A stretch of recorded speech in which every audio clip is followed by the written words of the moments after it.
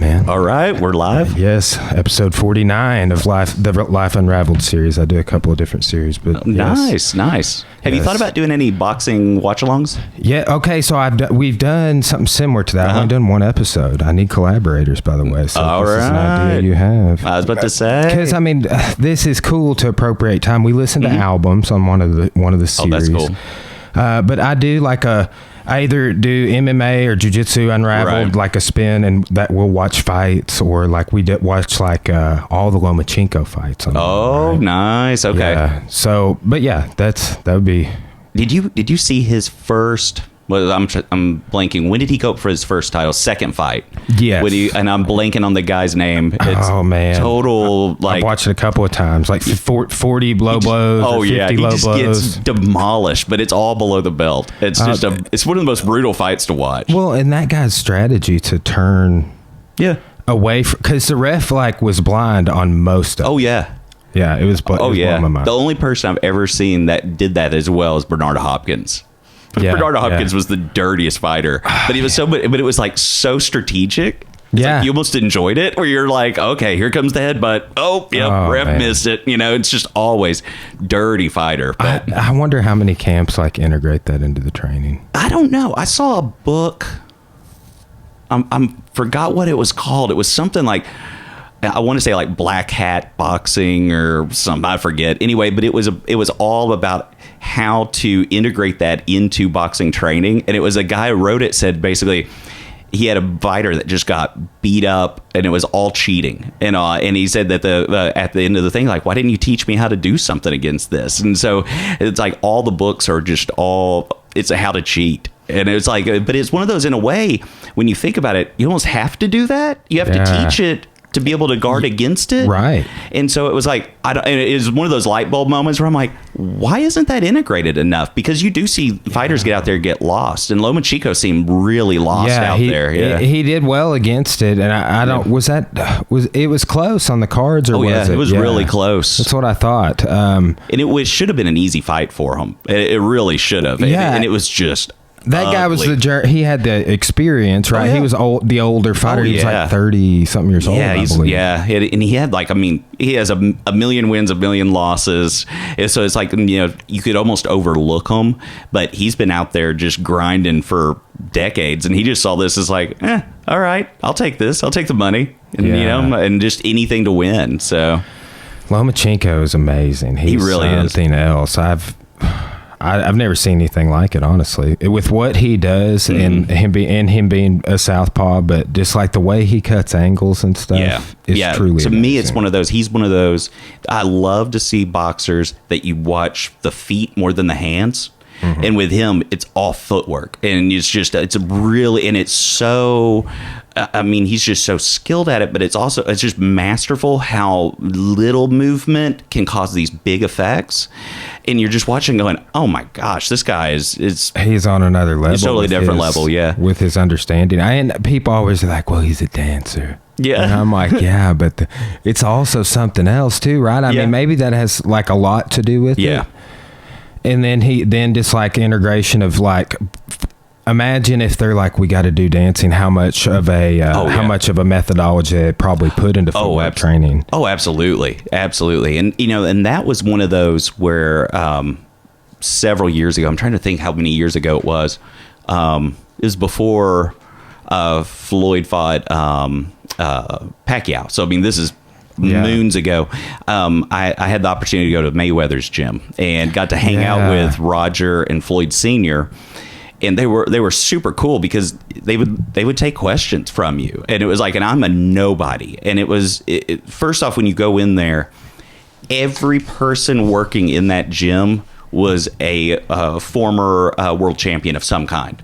And it was they had, even the people just carrying the spit bucket had been champions. And so it's if you're in that gym, you're surrounded by greatness. And so it was one of those where you're kind of awestruck, where you're this is something I have never even imagined. And it doesn't get talked about because it's just this gym in the middle of a strip mall. It's next to a Chinese food restaurant. And so it's this no-name location in Vegas. You wouldn't think anything about it. And you walk in and you're oh, this is Have you been unbelievable. to Freddie Roach's gym too? No, I want to go there really bad. I've driven by it because I've been. I used to train when I would go for like worlds and stuff with jiu-jitsu. There was a guy down there like right in the middle of Hollywood. Yeah, and it's one of those. It's just wild location. You know, I've seen it where it is on a map and kind of driven in that area before when I was in LA. Yeah, I've never had the chance to go in.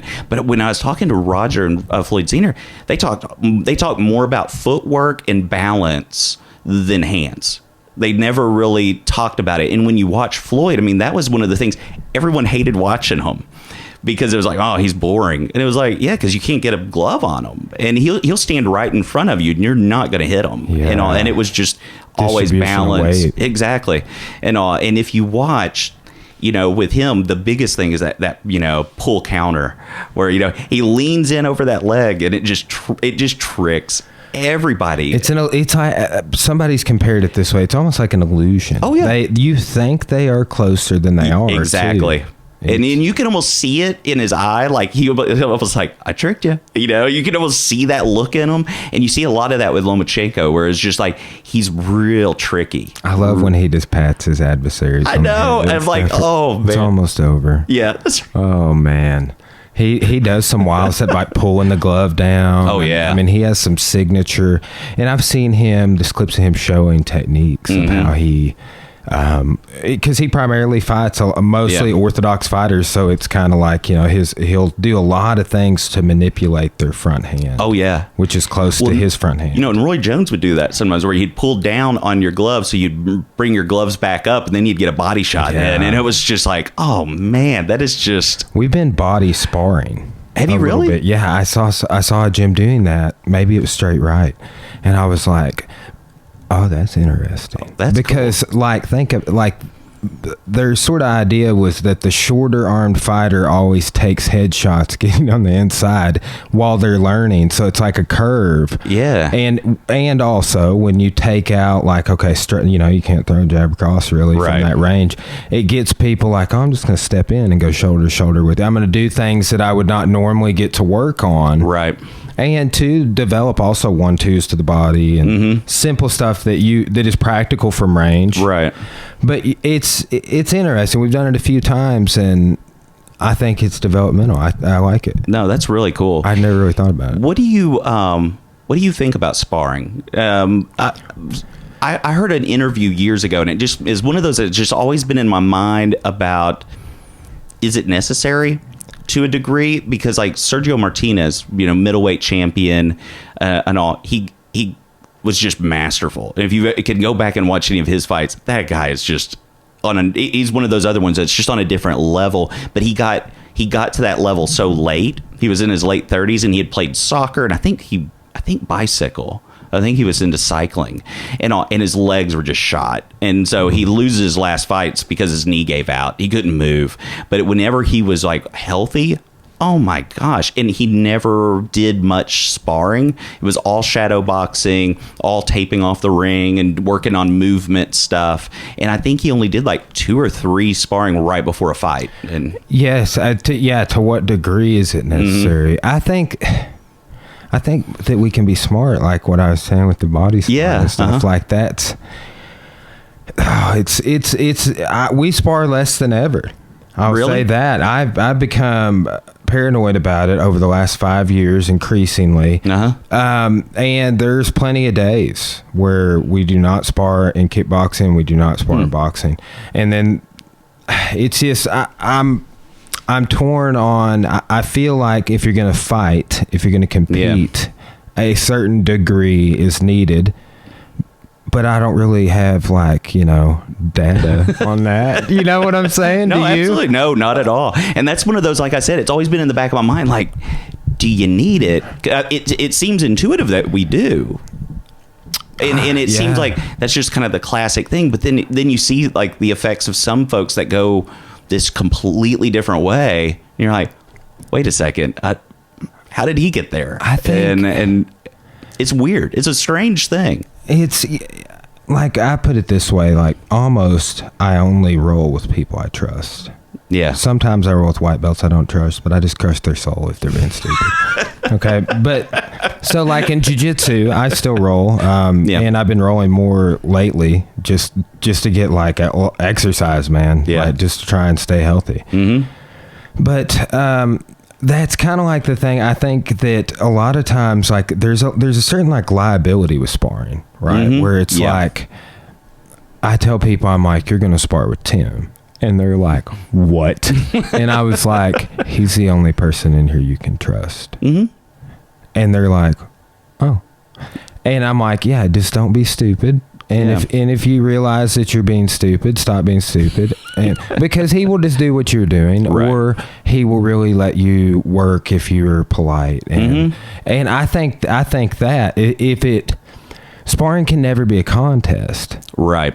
And if it's a contest, if there's just, I mean, and maybe you can speak to some of the human psychology behind this, but I see it become that like all the time, like, oh, it's not even like the person got a hard shot on the other person. This happened somewhat recently. Even we had a big sparring class and somebody clipped somebody, and, you know, that other somebody, it's like, you know, who are you to clip me? I'm going to put you down. And it immediately turned into that. Mm-hmm.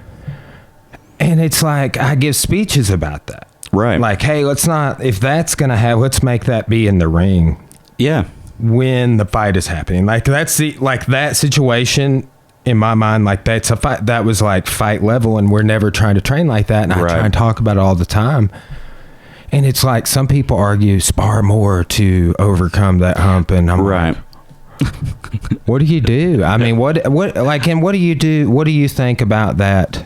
Yeah. Natural sort of exchange like that. Here's one of the things that I looked at. So you mean to go back to kind of how I got into studying boxing? You want me to give you the... I have notes. We have very vague notes about some stuff in your research. No, that's okay. Yes. And so basically, I grew up always a boxing fan and all. When I was a kid, probably around third grade, there was one of the free HBO weekends, and they had a fight where it was Marvelous Marvin Hagler, you know, and he comes out to the ring, and it was one of those where I was like, I didn't really know what I was watching, you know. I was a little kid and all. I thought it was going to be like wrestling, probably, you know, and so it's kind of like, okay, cool, there's a ring, all right, whatever.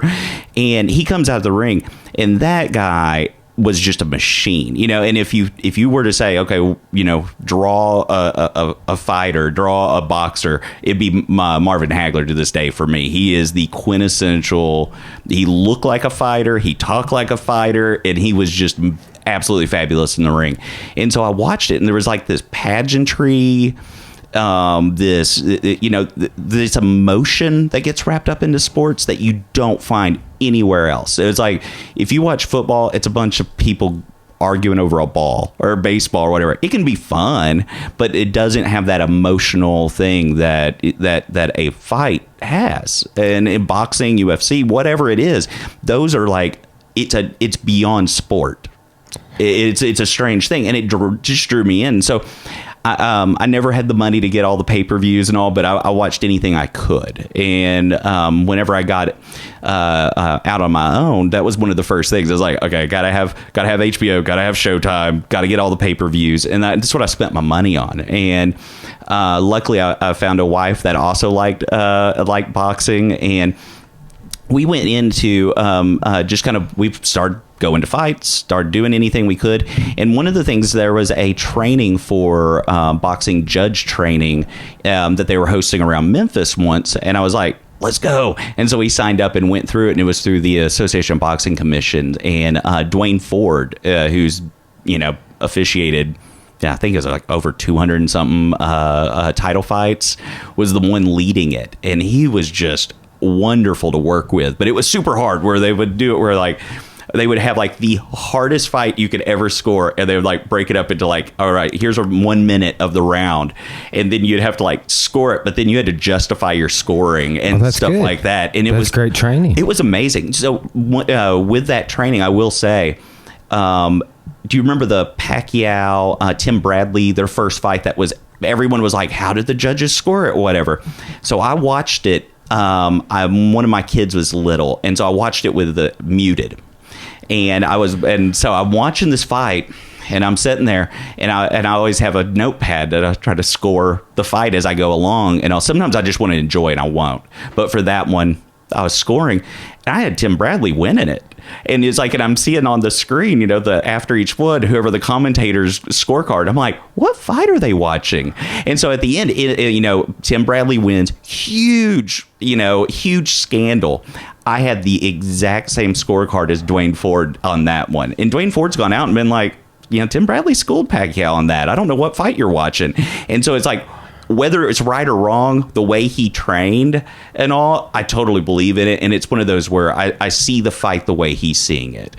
He was a really, really good teacher. Do you think those other judges were untrained, or do you think... No, they saw it pretty much how he did. And so it was like, Tim Bradley won it. And it was one of those... And I've watched it back, and I think I gave him one round it was kind of a toss-up, but everything else, it was like right on it, where I was like, I could see maybe an argument over this one. But it was... Do you think commentary bias swayed? Totally. Totally. Have you done any research about that? Not yet. And that's fascinating. So when we've gone through all this stuff, one night, me and my wife were sitting down watching Friday Night Fights, and it's one of these where Teddy Atlas, Joe Tessitore on ESPN, that I don't even know if they commentate much anymore. I think Teddy Atlas is on the ESPN card still. And they're arguing. They have this young fighter and an old fighter. And so they're going, oh, this old fighter, he doesn't have what it takes. He should have retired, and he doesn't have any stamina anymore. And then the other person's like, no, the old fighter, he's grizzled, and he knows he has the skills to turn this, and and they're going back and forth over this guy's age. My wife turns to me and goes, huh. What does the research say? Now, in my background, I have a doctorate in experimental psychology, but all my stuff was in pharmacology, and so I'm far away from sports psych, and I'm like, I don't know. So I grab my laptop and go to Psych Info and look up, and I'm like, boxing, blah blah. Everything was brain damage. I couldn't find anything. I found one article that was from way, way back, like in the 1920s, I want to say. And it was a thing that was making a race argument, like, African American fighters have this, whatever. And you look at your muscle in their calf or something like that. Something completely racist. Old. And I'm going, oh God, okay, that's weird. And then there was one about left-handed fighters, and that was it. And I'm like, okay, well, maybe they don't have something about sport. Baseball, tons of articles. Home field advantage, this, the race, and how one of the coolest studies that popped out on that was if you opposite race umpires will expand the strike zone. So if I'm the black umpire and you're the batter and you're white and all, I'm going to make it where it's more likely that there'll be a strike. And vice versa, if I was white and you were black, and the strike zone expands and shrinks based on race and all. And it was like, oh, that's cool. And so you're seeing all this really cool psychological experiments that are being done on that. Okay, what about football? Tons of stuff on football, tons of stuff on rugby, gymnastics, any sport. And so I'm like, okay, maybe I'm in the wrong database. Go to PubMed, go to this, go to that. There's nothing. And so then I was stuck with this idea where I'm going, okay, I'm really interested in this. Have people tried to publish it and there's just no interest from publishers? Is there a stigma with boxing? What's going on here? And so I gather a bunch of stuff and I just do a real fast logistic regression. So, what are some of the characteristics of a fighter winning? What's predictive of a win? So we looked at age. We looked at a variety of different location measures, previous wins, and previous losses. All this stuff. And it took us a few weeks to kind of gather all the data. And we did this study. Found out it was like the stuff that was predictive was, of course, number of wins, had a positive correlation there, and age had a negative correlation. So it was the older you get, the worse performance you are going to have. And so we found a few things like that and sent it into a journal. Oh, they were eager to accept it. And what's funny about it is, I put blood, sweat, and tears into the pharmacology work for years, and it gets cited really well. But this just like blew up. As soon as it came out, I started getting emails. I started getting all kinds of stuff, and I'm like, where did this come from? And even at Tech, they did an alumni. They do their magazine and all.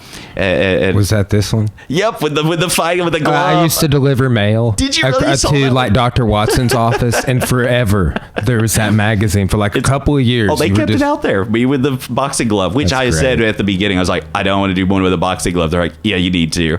But it was one of those where immediately it drew people in. I had alumni coming in, but the weirdest ones, I started getting media requests.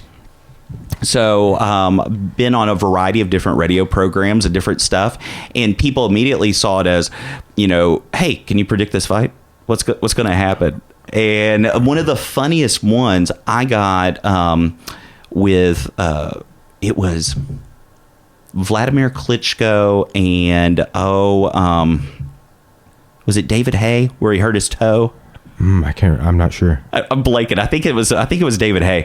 And anyway, it was going to be this huge fight. I got it called up on. It was like a German public radio thing, which is hilarious. I was like, oh, okay, I'll give you an interview because Germany they love them some Klitschko. Yeah. And so I do my interview, and they asked me to predict who would win, and I kind of give based off. The stuff, it looked like, with a lot of the numbers, it looked like David Hay had a really good chance. But as a fan, kind of watching this, I'd have to go with Klitschko and all. This is just, when you start looking at other things that haven't been measured, reach advantage, blah blah blah blah blah. It's hard for me to go with the data on this, and so I went with that. I started getting tons of emails immediately, and I'm like, these are people all looking to gamble, Oh, wow. And so I thought that when you said, oh yeah, absolutely. Yeah. And so I get this, and I'm like, okay, I work for a state institution. I have no idea who's doing this. And my feeling is, if you work for a public institution of education anywhere, you owe taxpayers, you owe your students, you're working on their dime. And so I'm like, I don't want to just ignore it. But at the same time, I'm like, I don't want to give people gambling advice. This isn't my thing. So I write out this script. I'm like, I had probably about 150 emails after that. And I'm like, okay, I've got to write something. So instead I just said, hey, as I said this, I'm a fan. Here's whatever. And so I write out my, here's what I would think just as a fan, what would happen rounds 1 through da da da da da. And so I give all the stuff.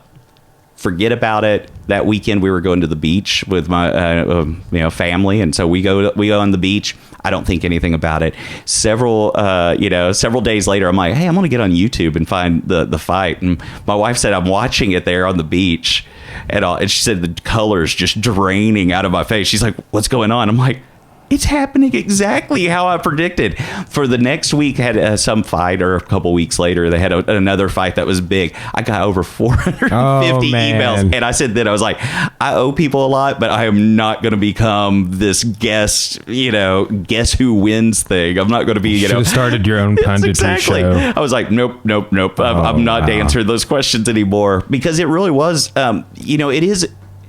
At the end of the day, a lot of fights, the big fights, there is a toss-up factor, but it is one of those where all that I was able to really predict was about maybe 12% of the variance, which helps. If you had a 12%, advantage going and playing cards, you can make a lot of money. Yeah, I was just thinking, is this kind of like, but not at the same, counting cards? It's pretty close, and it gets pretty close, and that's with very minimal factors.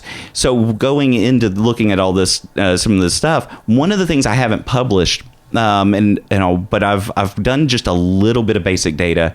I took pre-fight, and then I saw a study, and it was using UFC fighters, and I thought this was pretty cool, where they took pictures of weigh-in photos when they get the fighters face to face, and they looked at, what are some of the characteristics of winning and losing, and they saw, I think it was the smiling fighter had a greater chance of losing. I'd have to go back and look at the thing, but anyway, it was one of those where they were seeing this, and I was like, one of the best psychological measures we have is the words we use. When I'm talking to you and all right here, it should be a pretty even power differential, right? I mean, and so the way that I talk should be pretty it would be a lot different than if my boss walked in the room.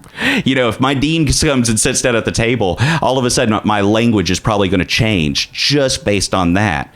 And you're going to have a variety of other things. If I was depressed, I'd have different language usage and different things like that. There's a guy out of University of Texas, Austin, named James Pennybaker, and he wrote a book called the Private Life of Pronouns, or the Personal Life of Pronouns. He really, really interesting stuff. Well, he has a computer software package that you can feed in text, and it splits it up according to different things, like what pronouns people use, what percentage of, different first person versus third person, this or that, how much, I've heard just a little about this. It's a really cool way to do it. And so it breaks it up. Used to, and people still do, qualitative data where they go through and count various things. It kind of takes that qualitative data and does it automatically for you. It's not perfect, but it's a pretty good measure. Well, I did that I took a lot of fighters' pre-fight interviews, and I started feeding it through this. And one of the things I found was that I thought was really interesting. If you used first-person language, you were more likely to lose. So if I went into a fight and I was, before a fight, and I was like, I'm going in and I'm gonna, I'm gonna win this, and me, I, and all, it's bad. What I found was people that used, is it third person? I'm blanking.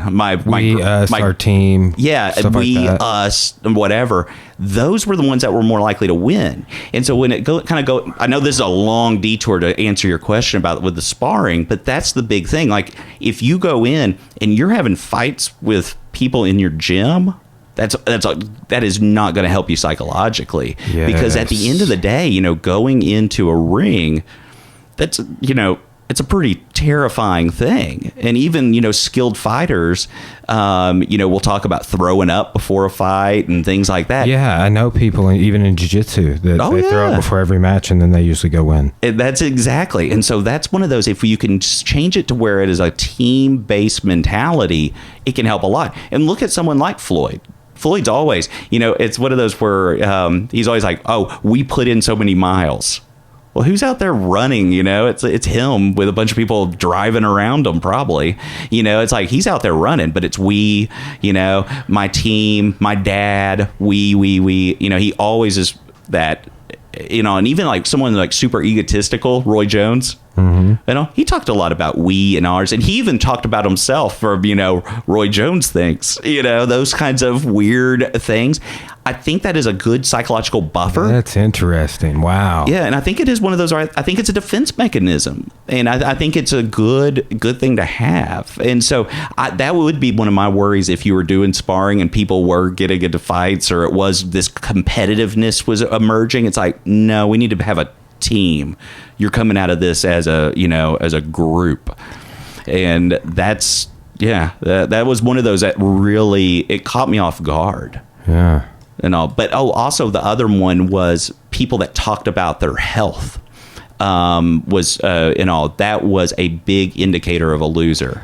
And so it's like, wow. I'm feeling good. I'm feeling healthy. And it's like, or, hey, I feel strong this time. It's like, why are you thinking about why are you thinking about that kind of stuff? It's like, that's not a good thing. Because then it's real easy to not feel strong. I think that there's that you're in your own head a little bit too much about your body.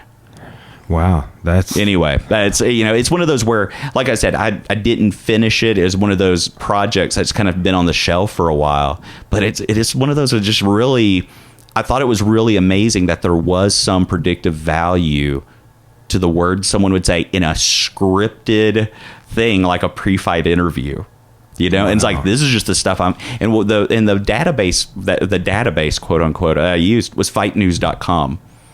It's just an aggregate. They just take anything that's put out with, a fight team or a pre-fight this or that. It's not it's not like it's something that is, just willy-nilly interviews. This is like super scripted PR teams are putting out, and you can find the predictive value from that. Wow. Yeah. What were some other things you measured, or maybe that you think is like unmeasured in terms of things people take into consideration? The only other thing that I found that was really weird, and I had a couple of articles that I kind of talked about, was it's really hard to measure home field advantage, and so for like a football team, they have a stadium. They have their fan base. They're going to be there. I don't even know how many games, 6-7 games a year.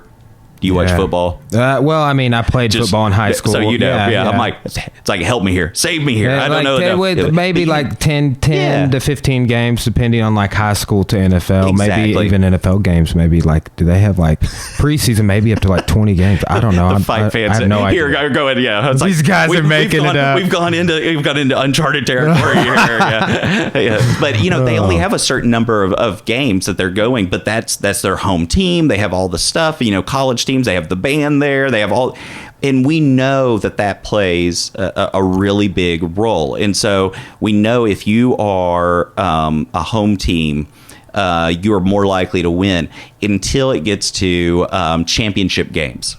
And then there's a whole lot of conflicting research out there, and some of it suggests that if you're at home in a high stakes game, there might be a slight chance, that you're more likely to lose.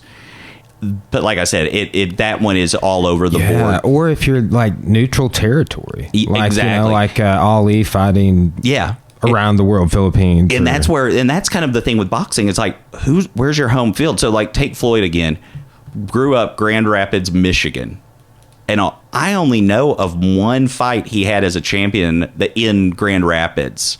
And it was like, and that's it. But he's living in Vegas. So everyone called him the home field advantage for Vegas until he fought De La Hoya, who's from California. And then they argued that, and if we're in Las Vegas, he'll win because he's the home field advantage. And you're going, neither of you are from Las Vegas.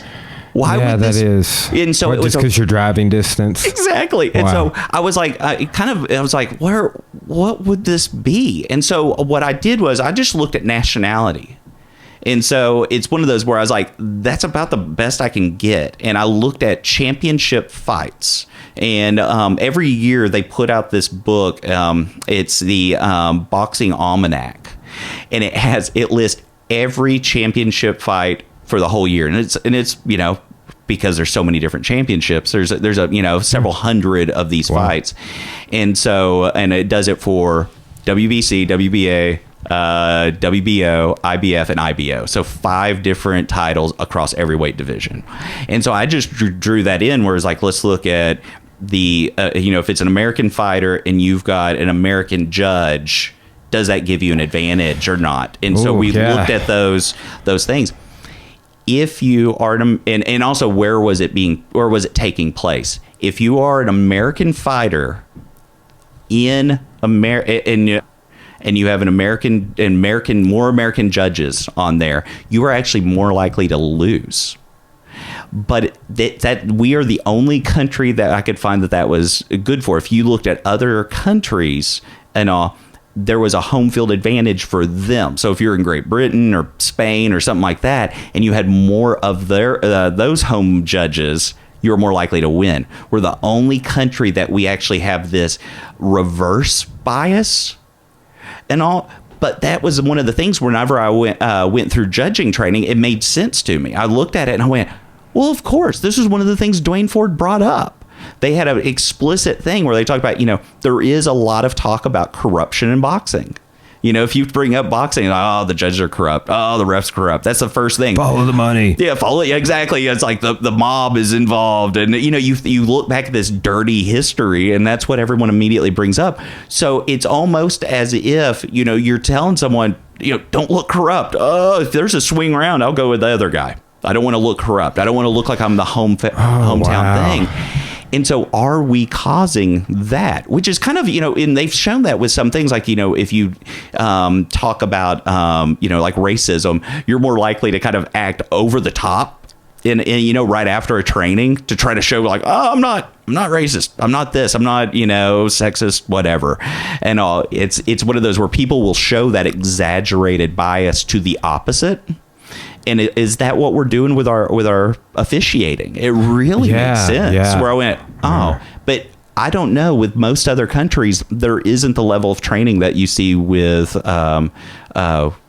American judging. And so it kind of was like, oh, that makes sense. What do you think about referees? They have to go through a similar thing.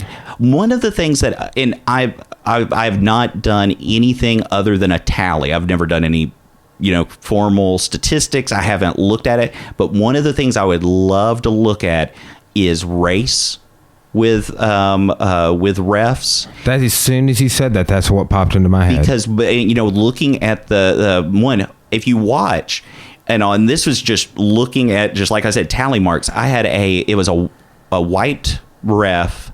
They had a white fighter and a black fighter. And I marked how many times do they touch the fighters. And what I saw with that one, and then also I had it where it was a black ref and opposite, you know. And with this, there were so many that were like, okay, it's a black ref and 2 black fighters, or 2 white fighters and a white, you know. And you're like, okay, I can't really do much here. But you had to look for that split race. And what I found with that was they touch the opposite race more. So when you separate from a clinch, they were more likely just to push one. And it was of the opposite race. They were more likely to make them go back. They were more likely to follow them to their corner at the end of a round. Things like that, where you were seeing this kind of, and like I said, I don't know if this was on a grand scale. This was over 2 weekends. Just saying, should I even look at this? Now I'm going to watch it. They will touch them more, and they will warn them more in the corner. And now part of that watching TV, you might miss them. Maybe they're warning the other corner and that kind of thing. And that was where I always was kind of held up with it, where I'm like, okay, it's hard to find a good measure of this. It's also hard to, what's race? How am I supposed to do this? You know, there's some people that walk in like Canelo Alvarez. You know, he's Mexican. You know, he's Latino. But if you see him, he's like a redheaded white guy. He looks like a ginger. Yeah. Yeah, he looks like a ginger. Yeah, and you're like, okay, I wouldn't know. I'd mark him down as white. Well, is he or is when he I Latino? saw him, I was like, why is his name Canelo? Is he Italian? Yeah. Is that an Italian name? That's exactly. I have no idea. And so it's like, that was the other part where you don't look at it. They don't like, you know, hey, and in this corner, Joe Smith, white. You know, they won't, that's not in there. So it was like, okay, I'm going to have to go to Box Rec. They don't really have race down. I'm going to have to kind of see where they're at. And so that was the other thing that's hanging up, where I'm like, I don't really even know really how to measure this. And this is it's out of my wheelhouse. And it was hard to get. You can't get pure data, or really, I guess, you know, coming in, because it's like, how do I do this? It's going to come from television, and it's going to be from, you know, the angles are always switching and changing. And so it was one of those where I was like, this is just kind of dirty. I don't know really how to approach it and all, but it's one of those that really interests me. And I always watch the fights. I'm always like, see, look at them. They're doing it again. You know, it's wow. Yeah. It trains your eye. You really probably is. Never look at boxing fights the same. How much has that evolved over time for you? Just how you watch fights? I try my best to watch as a fan. Like I said, I still will tally scores some, because I don't want to get rid of that. And that's just really fun for me. But if it's a big fight, a main event, rarely do I mark stuff down and all. It's one of those where I just want to sit back and enjoy it. Yeah, I remember texting you during the Mayweather McGregor fight, and you called it, man. You called it like to the T. I was just like, it was like what it in the 7th round or something. I think I was texting you like 4th or 5th round. You're like, it's over. Yeah, it's practically over. It's wavering. This is what's happening. And I was just like, Mayweather's one of those that, you know, I was kind of like, how, is he going to just let it go?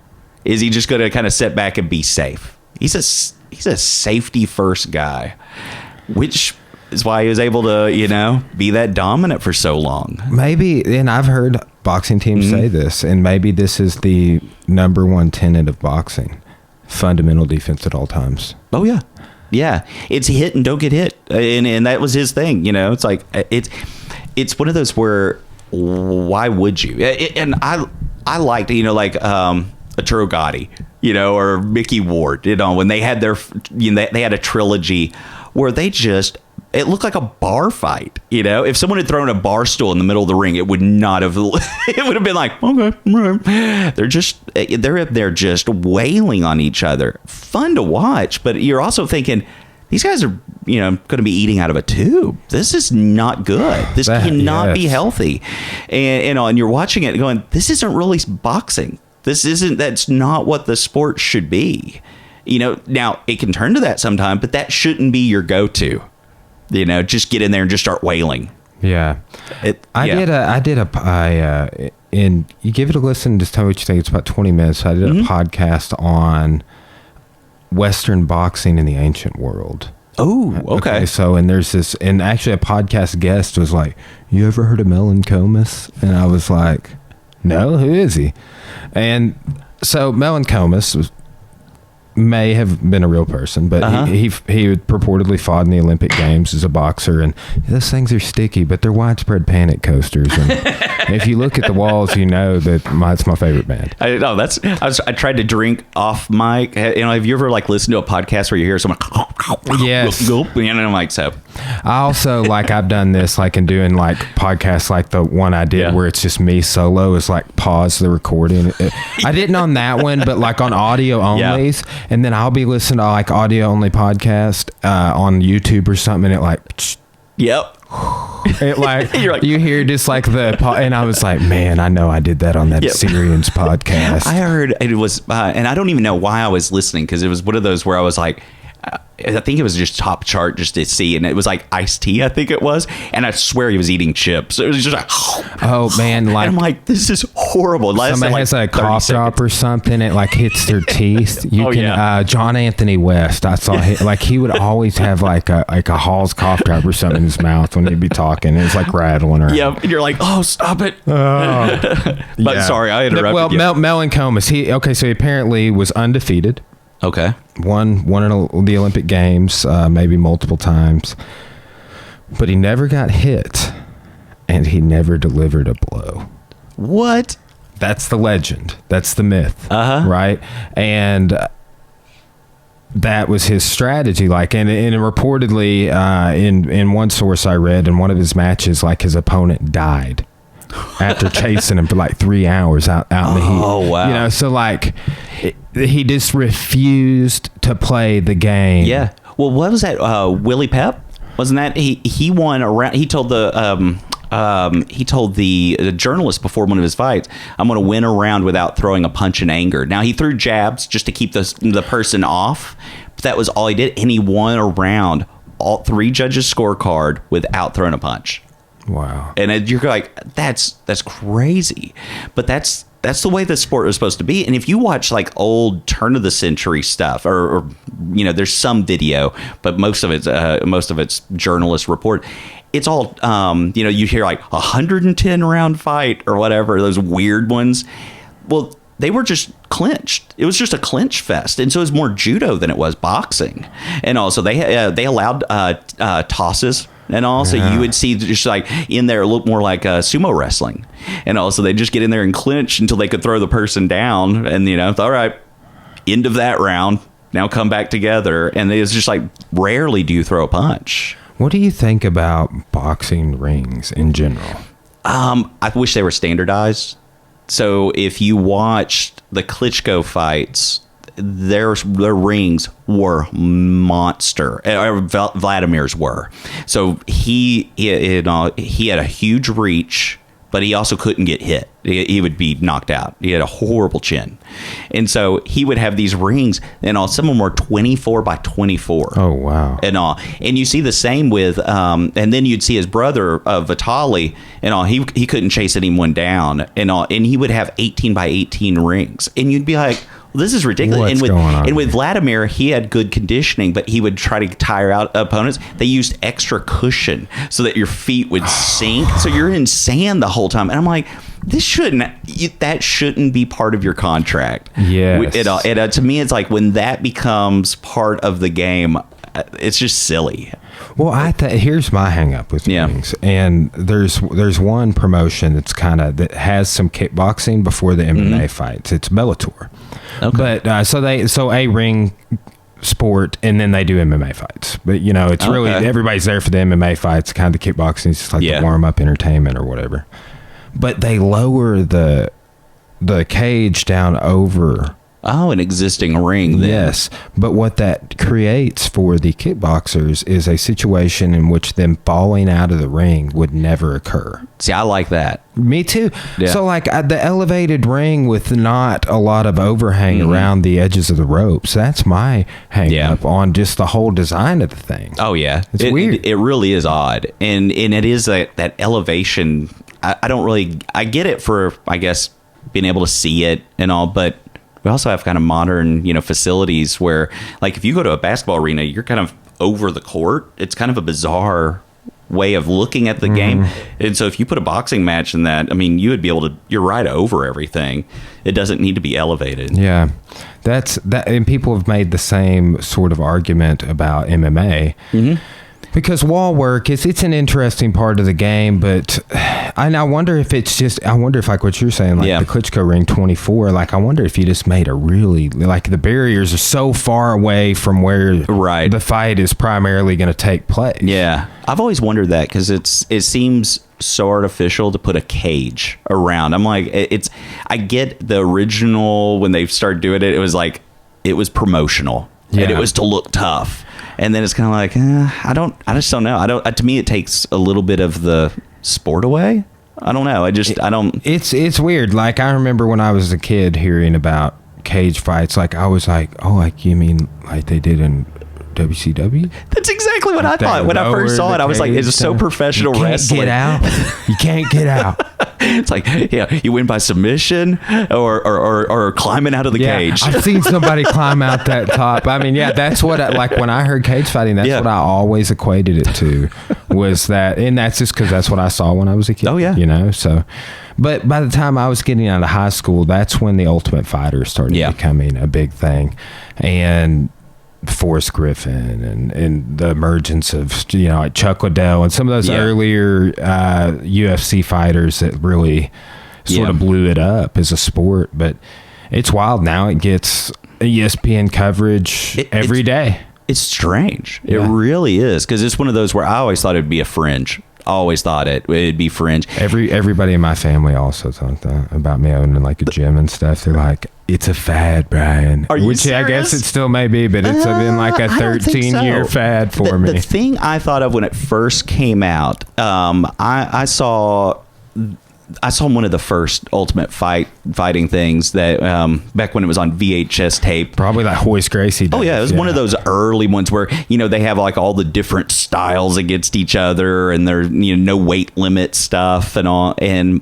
I was talking to a friend about it. I was like, man, have you seen this? I saw someone get their arm broken. This was it was almost like Faces of Death, finding it at like a video store. It's like, oh wow, I saw someone die. And so very early internet, like, what is that, late 90s, mid 90s, and when I was talking to them, they're like, yeah, they used to do this in Japan, but it was mixed with professional wrestling, so it's all fake. And I was like, what? No, it looked real. And he's like, it's just professional wrestling. That's all it is. And that was like the initial blow off that I heard. And then when you go back and you look, the early stuff that was coming out of Japan, they did have worked fights and shoot fights. Yeah. And I'm like, to me, I always thought that would be the downfall of UFC. I always figured that someone would, start talking about, oh, is this really staged? Is this whatever? And whenever was it Conor McGregor, when he threw all the stuff at the bus? I think that was staged. Oh, I think it was staged. And when I saw that, I went, oh my gosh, that's what I said. This is old WCW stuff. There's some people that argued with me about it, but I think it was totally staged. And so I always thought that would be the downfall. But it's like, I think that they got a lot of buffering because of folks like you. I mean, you go to any city, there's MMA gyms and it's like, no, they're doing real stuff. And, you know, and it's like, and you see that, and you see the, you know, I think Memphis several years ago had like someone tried to attack a cop, and he was did mixed martial arts training. And he just like beat him up on film or something. You're like, you see that on a daily news cycle that you go, oh, okay, this is real. And so I think that might have been the buffer that stopped that and that, but I always anticipated that to be the thing of like, this is just all work. And then it's almost like a new national pastime. It's weird. Yeah, it really is. I mean, because once the Fox deal happened, I was like, oh, that's big. We're on TV, and I would tell people that. And then the ESPN deal. When ESPN happened, I was like, this is huge. It really is huge. There was some uncertainty when the Fox deal went away. There was like, and I guess they've probably been working on this ESPN thing forever. But, also the UFC got bought out by this major entertainment company. Zuffa did, rather. Some years ago, like for like $6 billion or something. Oh my gosh. Like the Fertitta brothers. And I think that they like silently own Bellator because of that's been like a conspiracy theory of mine, a mixed martial arts conspiracy theory. Because like it is how Bjorn Rebney was pushed out, and there's some weird things that went on there. But Bellator has a lot of previous UFC talent. It's kind of there's been a lot of crossover. Right. So they're arguably the like second largest MMA organization. Wow. Yeah. They've even had a lot of boxers come over. Yeah. Particularly females. Yeah. It's weird that you're seeing that more females going in. And the only boxer I can, James Toney with the UFC. And I brought in Robert Guerrero for the bone marrow drive, drive that we did on campus, and I asked him about it because I knew James Toney trained at his gym. I was like, "All right, give me the lowdown." But he said, "Oh, it's just a payday." And he said that he was going in. He said he did no training. Basically, James Toney only trains through sparring. He doesn't lift weights. He doesn't do anything. He just rolls in, punches some guys, goes home. And so he was like, he said, man. He's like, I'm the highest paid UFC fighter and all. That's how he introduced one day at the gym. They're like, what are you talking about? He's like, I just signed a deal for $1 million, and nobody was getting that. And so he was like, they're like, well, are you going to train? He's like, no, I'm going to go in, lay down, get my money, and leave. And so his whole thing was, if I can catch him with a punch, cool, but I'm not training all this other stuff. Wow. So he went in with no experience, no training other than just trying to catch him with a good punch, and was like, just get me out of here, get my money and go. And that's like, that was, to me, I was like, oh, that's, because James Toney is one of the best boxers. And when he was younger, I got to meet him a couple years ago in Springfield. Oh, did you really? Yeah. Tim was supposed to have a fight up there, and it fell through. Could you understand anything he said? No. Yeah, no. He's so punch drunk. It's really sad. Did you watch Evander Holyfield on Joe Rogan's podcast recently? Did you feel like he at times was a little punch drunk? Yeah. Well, I thought he was worse years ago. He seemed better. There was a few times where he was doing interviews before fights, before he retired, that I was like, get this guy out of here. He meandered a little bit, but I felt like it was usually on things he did, like when Joe was asking about like CBD or something, like things that like he's like got this, like he's like an investor in CBD or something. But it was one of those where James Toney's one of those sad cases because he was one of the best pure fighters with no training. He could go in there and do stuff that people couldn't do, and he just kind of like, he took the lazy way out. He didn't train, he didn't eat right, he didn't do anything, and all the stuff he accomplished with that it's pretty astonishing. But it's like, I wish we could have seen, he fought Roy Jones and lost Roy Jones, and I wish we would have seen a trained James Toney, someone that was really dedicated, fight Roy Jones. I think that would have been something we'd still be talking about. Yeah. I see, James Toney, that was interesting when he crossed over. Yeah. And I mean, because it took that money, but for a while he was the highest paid UFC fighter. Fought one time, lasted what, 45 seconds? So, yeah, it was like a minute. I mean, it was not long at all. And we see these spectacle fights like that in the grappling world and everywhere. There's like getting like these high level jiu-jitsu black belts to fight like a Division I wrestler. That's hot right now. Really? In like a special rules situation, like no leg locks or something like that. See, that's just, to me, I'm like, I want to see two people that are just skilled at their craft. I don't know. That to me means a lot more. And all I want to see, like when Conor McGregor was fighting Floyd, I'm like, if I was on the Nevada State Athletic Commission, first of all, the reason I wouldn't be on it was because I would have said no to something like this, and they were making like what, $1 billion for the state or something. Wow. I looked at that and I'm like, there's no way anybody with any experience should have made that a fight, because at the end of the day, it's like, Conor's a skilled athlete, and I'm sure he could have beat some fighters and stuff, but come on, there's so many people trying to make that ridiculous gimmick happen again. Even Bryce from which I know, he's been on the podcast. I saw that. He's like, I'm gonna hit Floyd so hard he gonna be able to read a book. I was just like, oh man. I saw that. I was like, that's beautiful. Oh yeah. But it is one of those where you look at it and you're like, no, at all. And it's like, if someone's using it as a payday or whatever, fantastic. That's cool. But we shouldn't give it it shouldn't be the spectacle that it is. It's like, no, the people are doing this for a money grab. Go and enjoy whatever. But it takes away. I don't like the over dramatization of all. All the like the pageantry that you were talking about is one thing. Like I would be fine with every boxing fight, like having like a Rocky IV when Apollo fights like Drago, like something like that at the beginning, Exactly. But it's like the back and forth nowadays, and the staging, like that bus incident, that takes away from it. And the one guy, is it Covington from this past weekend and all? That was the first time I'd ever really heard of him. I'm not a big got his jaw broken, but it was like the politics. It was like all of a sudden everyone now is like, oh, he was a Trump this, oh, it was an act, but no, he said in racist this and that, and I'm like, can that just be taken out? I don't want to hear that. It's like, I want to talk about the sport. I don't want to bring that into there. And I wonder if that's like people, it's just a byproduct. Like when somebody's like, Baby Yoda memes are hot right now. Like people would be like, oh, being politically controversial is hot right now. Yeah. And like weave that into their... Yeah. But that whole model of like that's a pro wrestling model. Oh yeah, that's a Donald Trump model or whatever. Yeah, like we've talked about that. I believe before Trump ever even got in office, we're talking about their characters. I told you, and I told you that. So when Robert Guerrero was here, I asked him. I was like, and I hadn't been to Floyd's gym yet, and I hadn't met anybody. But I was like, okay, give me the lowdown, because he just had a pay-per-view fight with him, and I was like, all right, you've been on the 24/7, you've been on this and all. How's Floyd? And he's like, well, Floyd's great when it's just him. And it's like, but if there's a camera around him, it's he turns it on. It's like it's an act.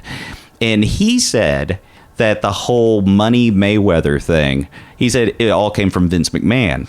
And so, and I've looked into this, and there was a negotiation supposedly to get Floyd and Oscar De La Hoya to do a tag match, to have a wrestler with them. So it'd be like Floyd and whoever, and then Oscar and somebody else. And they were going to have a tag match at a WrestleMania. Wow. And so Floyd meets with Vince McMahon, and his whole thing was, how do I sell myself? And he's like, and also he gave him the money thing, which supposedly was his Vince McMahon's son's gimmick, was, something with money. And so the whole thing was a Vince McMahon creation, which later on they bring in who? Donald Trump. And what did Donald Trump use later on? You're fired, which came from Vince McMahon. It was a character. It's all character work, and it's given by him. So they said that was the whole thing of Floyd was that ends up dropping out. Oscar De La Hoya doesn't want to go onto this, but he keeps the thing, and he's like, I still want to do a WrestleMania, and he does it the next year.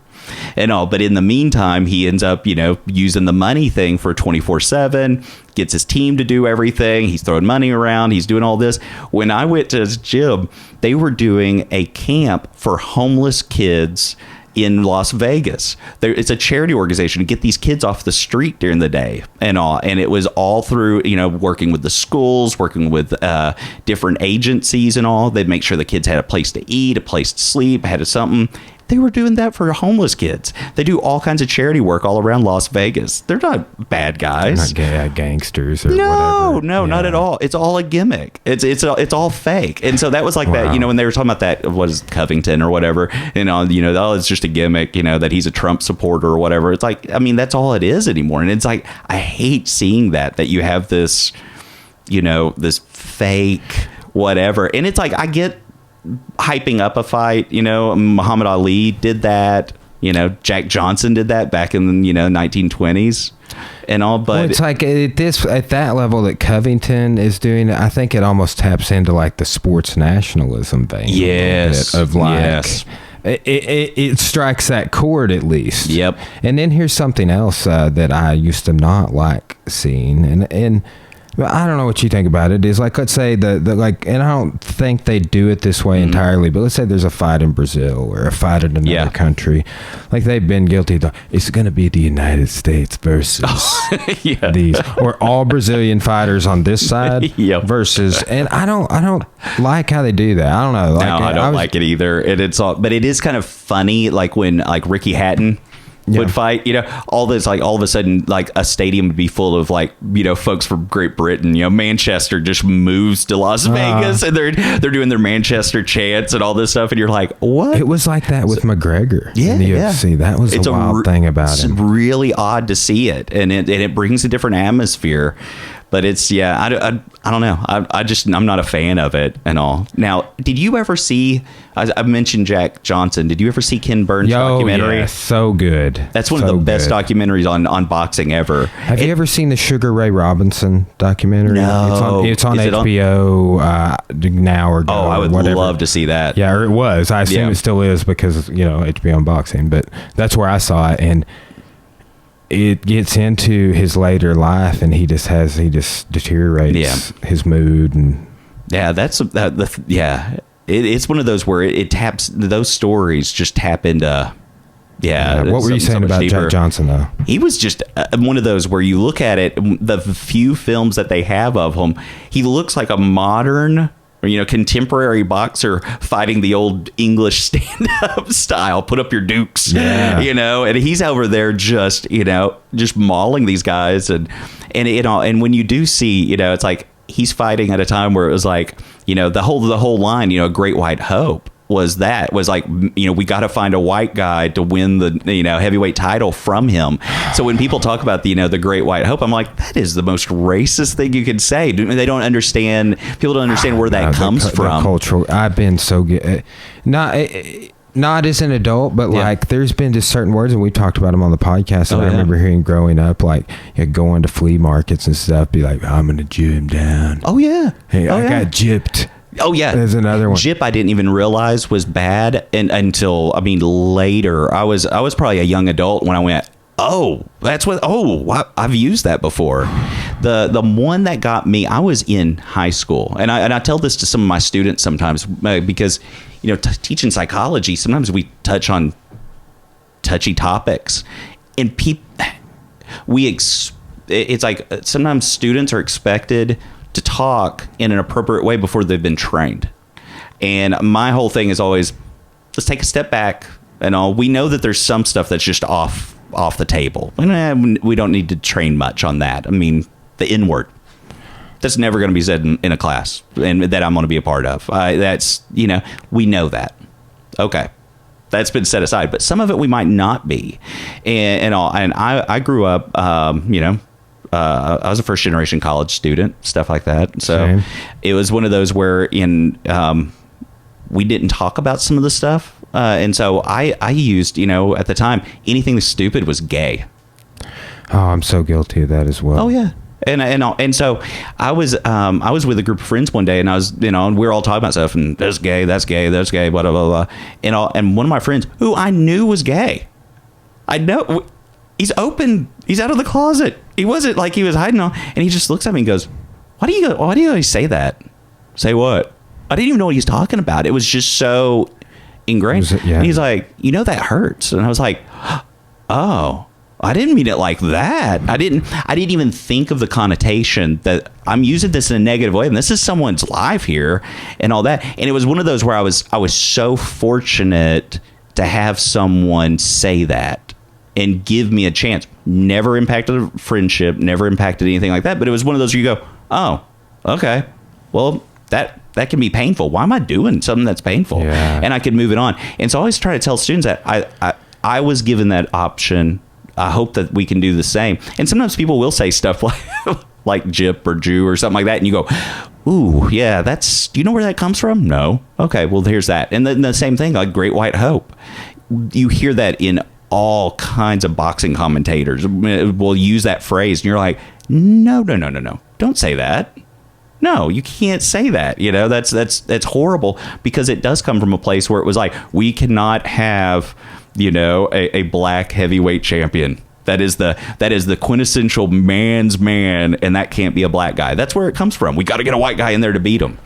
And it comes from Jack Johnson. And man, that guy, his story is wild. My favorite Jack Johnson story is when he gets the speeding ticket. That's exactly. I was about to say that. Yeah, driving through Georgia. White cop pulls him over, and he's in a sports car at a time when black people were not allowed to get even driver's license, let alone own a car, which was out of everyone's price range. He's driving a sports car, gravel road in Georgia. Cop pulls him over, says, you were speeding. How much is it going to cost? $50. Gives him $100 bill and says, I'll be coming back. Oh, yes. That's hilarious. But that was his thing. He stood up to all of that and he would flirt with girls at ringside, white women at ringside, just to infuriate the crowd. And it's like this is at a time where I don't know how he didn't get shot.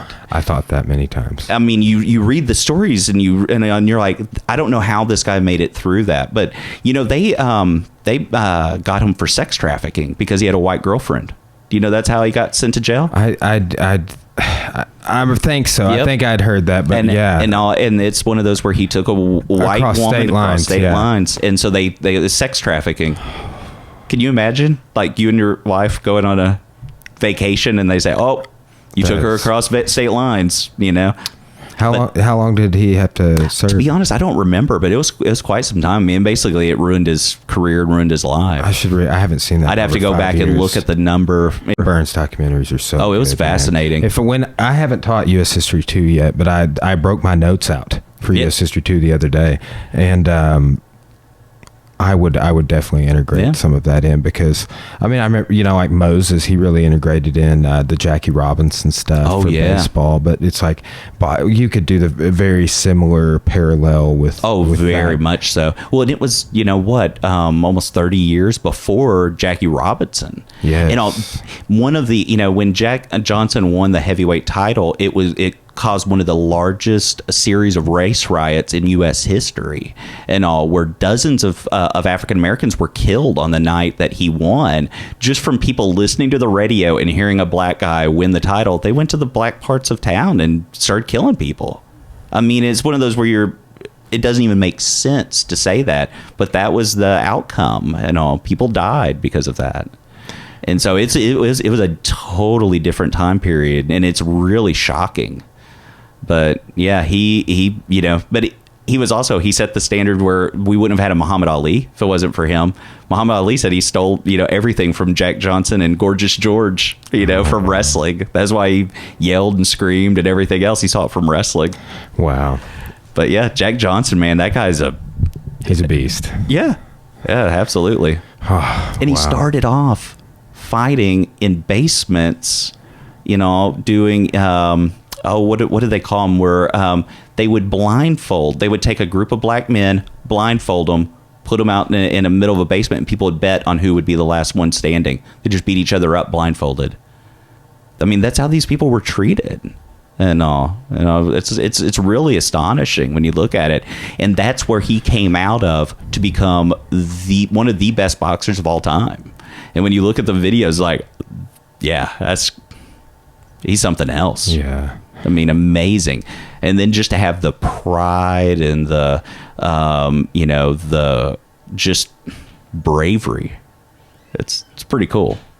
Yeah, it's one of those stories I wish everybody would see, because I know. Is it still? I wonder if it's still on Netflix. I remember. I hope. Yeah. I bet so. I have access to the university has all Ken Burns stuff. I bought the DVD. I loved it that much. I was like, this is one of those stories that's just, it's phenomenal, and it touches on so much on race. It touches on all kinds of different political establishment stuff. I mean, you could use it in so many different classes. It's really neat.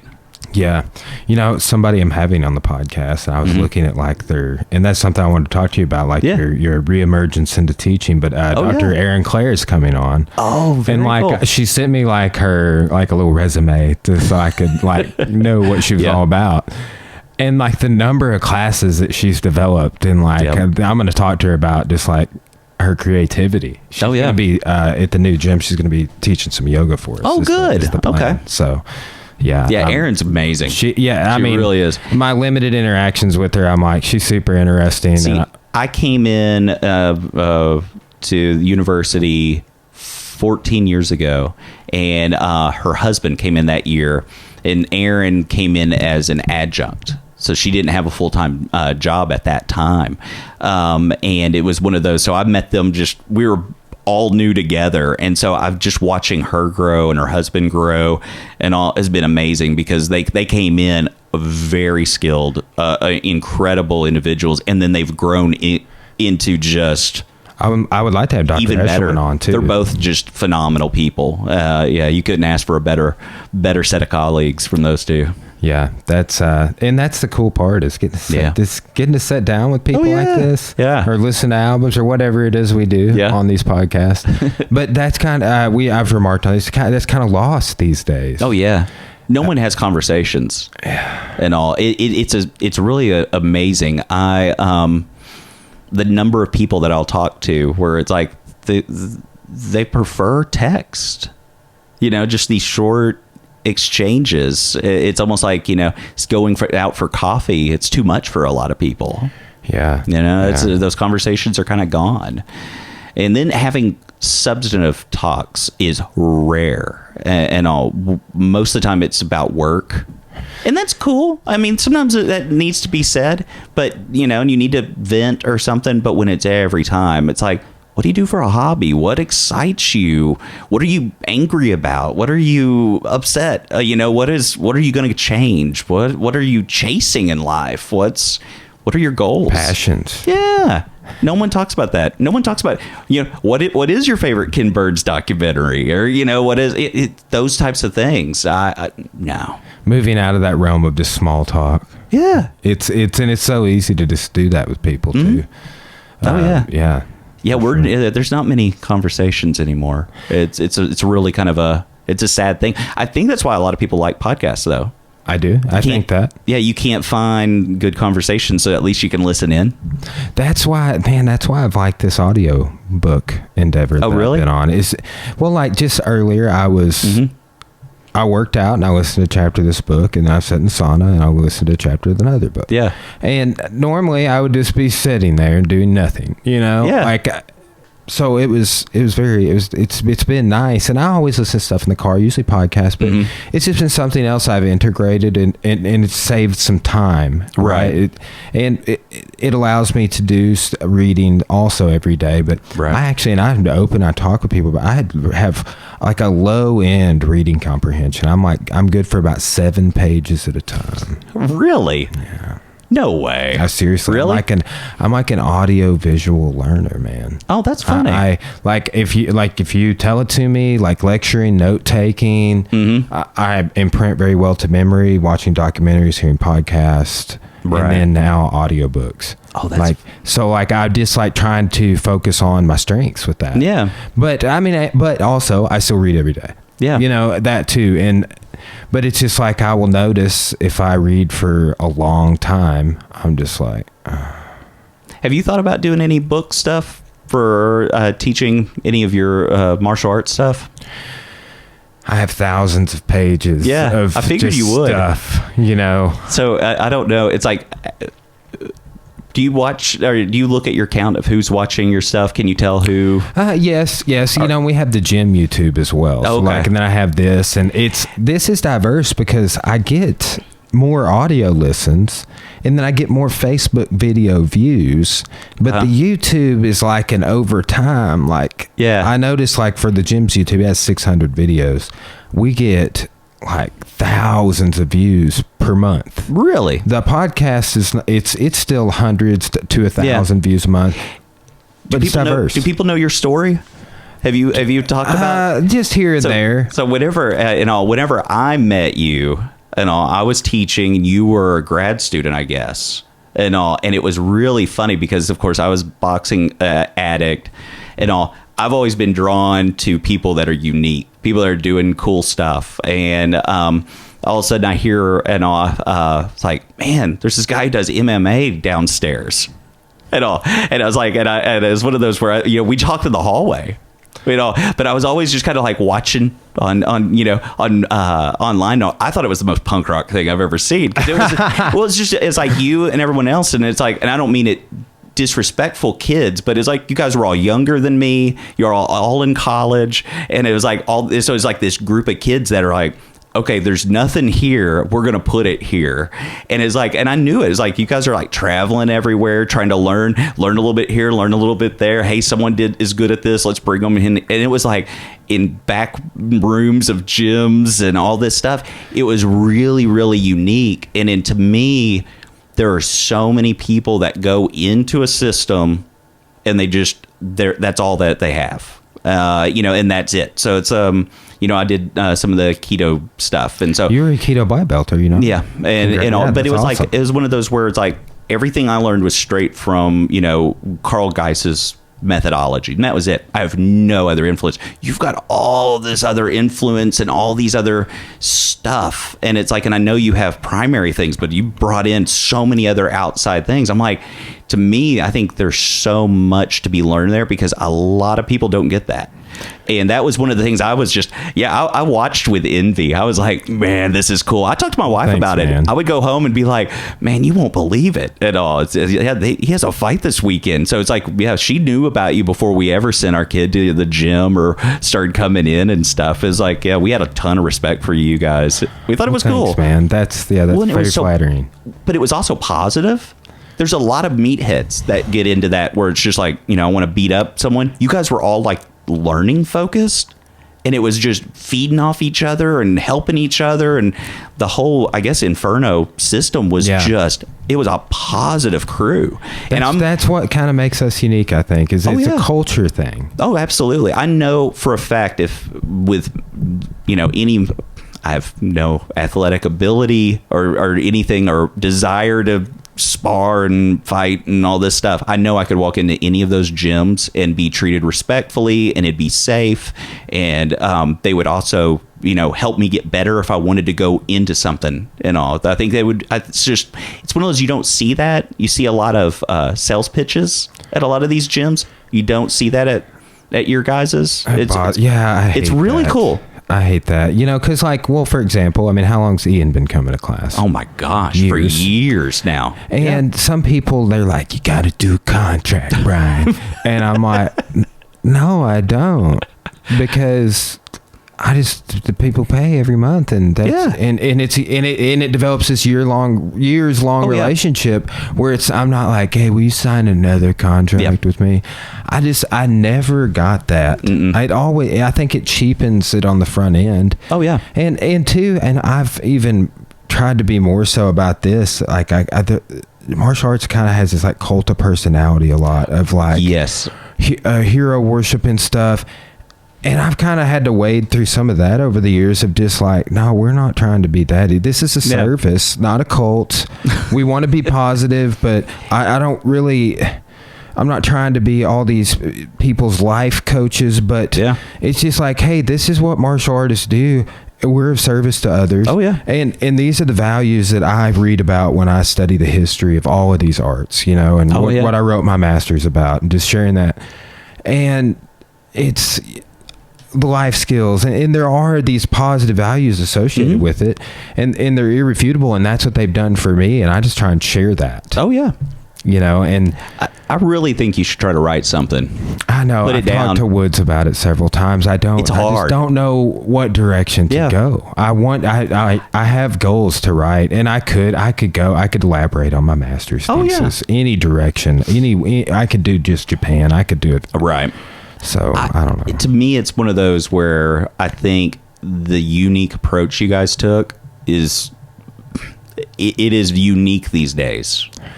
It's and that's it's one of those where when you look at those kind of big names, that's what they did. They went out and had to seek this out and move to Japan or move to this or that. And when you go back, you guys were doing that in rural Arkansas. Yeah. I mean, that's pretty sweet. It was one of the, like I said, you talk about punk rock. That was it, man. It was just like, you guys created a community when there was none, and you kept it. And that was the other thing. It would have been, I was always scared you would get a job somewhere, go off, and it would die. Or somebody else, whoever was in that. I was always scared. It was like, this is going to just fade off, because it was cool to see. It really was, because I know I had students that would come through that were interested in mixed martial arts or boxing or something like that, and I was always like, you need to contact this guy.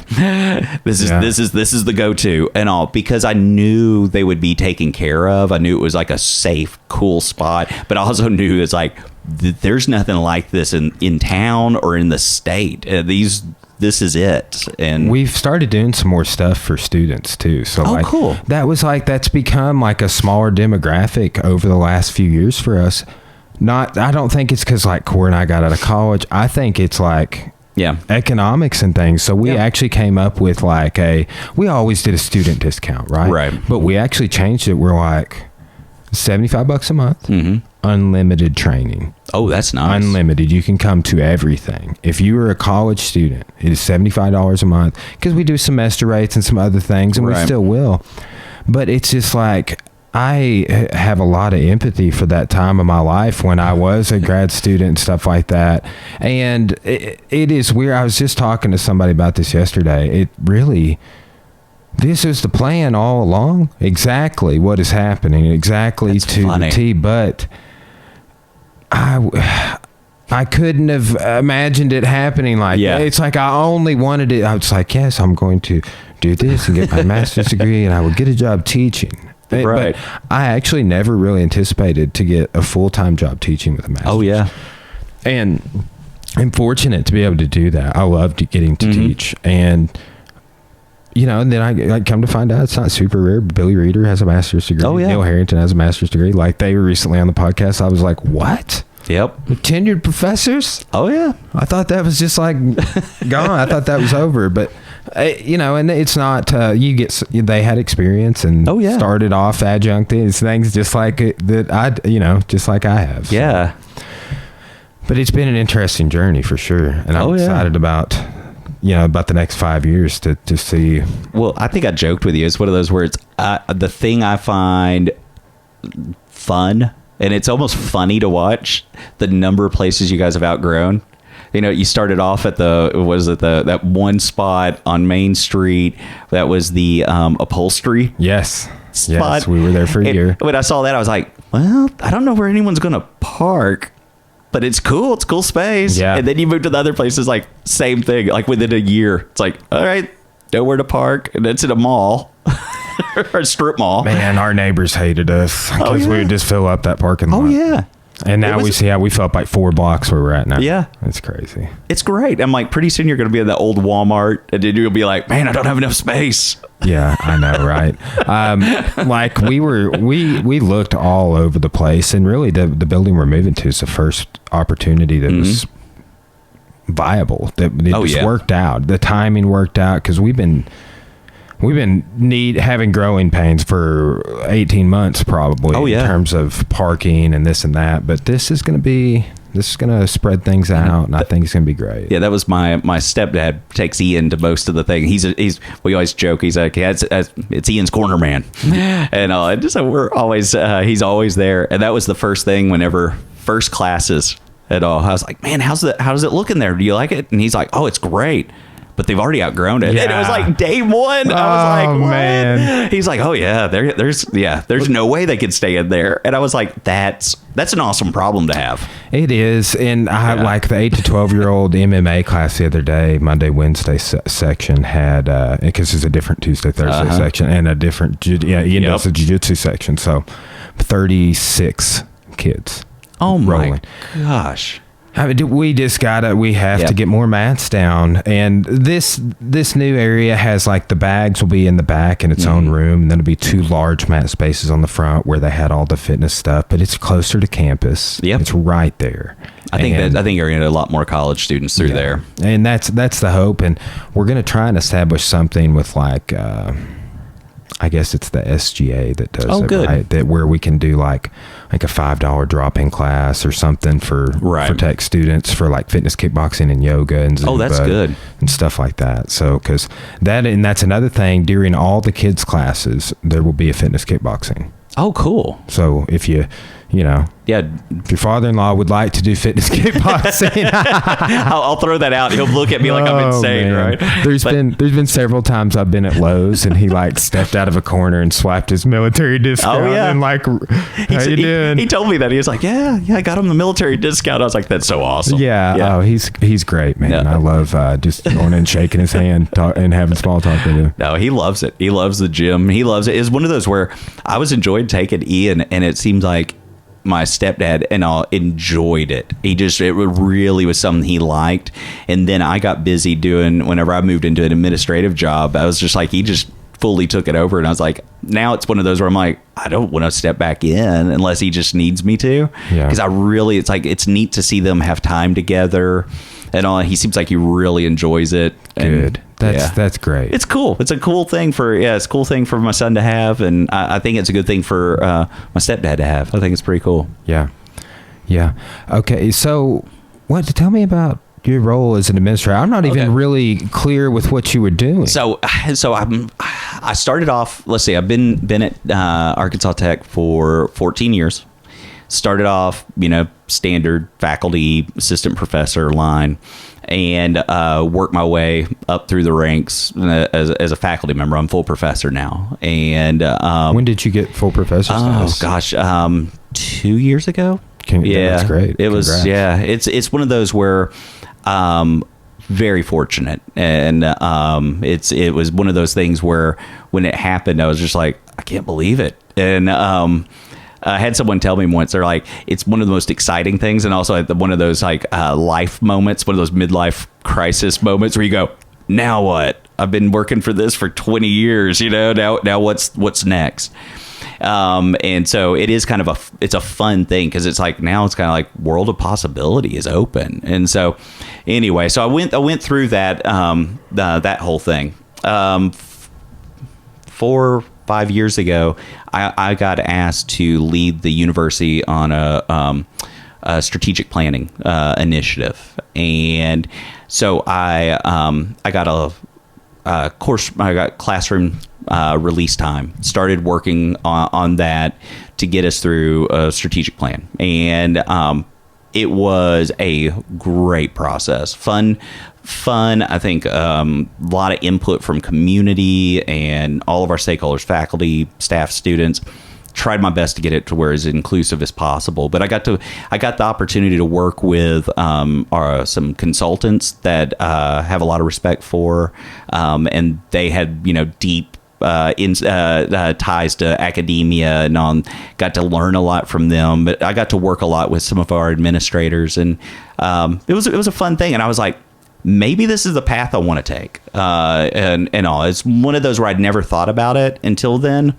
But I was like, I like this. I like the working in kind of outside the classroom. I didn't think I would. Around that same time, I took over our faculty professional development stuff, so our faculty development office, and was trying to grow that and doing a lot of stuff. So a lot of outside the classroom stuff. And that after strategic planning stuff was over and all, then they started moving to implement all of that.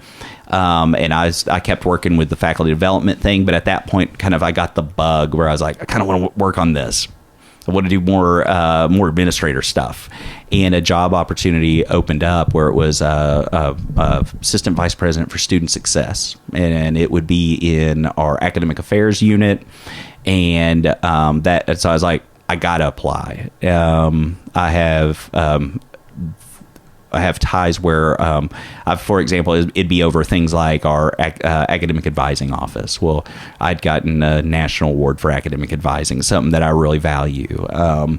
That's advising. I do that now, and it's so it's tough, isn't it? It's tough, but it's so important. It's so rewarding it's one of those where it is just one of the most underrated things a faculty member can do. And, this whole office, it'd be over all the TRIO programs. TRIO is like a set of national grants that like Upward Bound, Student Support Services, and those offices. So there were a lot of other offices there, tutoring, career services. Yeah. And I was like, this is perfect. So I applied and was fortunate enough to get named into that role. And so for 2 years I was in that. And it was one of those where I really had fun. There's really great offices, great people. But the thing that I ran into is at the wrong time in my life. And it was one of these where if it was just me, I'd still be doing it. But it was one of those, it took a lot of time, I bet, a lot of energy. And I was going home where any role like that, whether it's my role or a dean's role or even a department chair's role, anyone that's not in academia, I think you'd know it's like middle management, where you're getting that push from the top, and then you're getting pushed from the people that are working under you, and you're kind of that squeezed. You're always kind of squeezed by demands from everywhere. And so, you'd get frustrated. It'd be stressful and stuff like that. And I was taking it home. And I have 2 young kids. And one of the things I've always prided myself on is being a good dad. And I was like, I just found myself where I was like, I don't think I'm living up to what I want to be. And I grew up where I didn't really have a bunch of a father figure.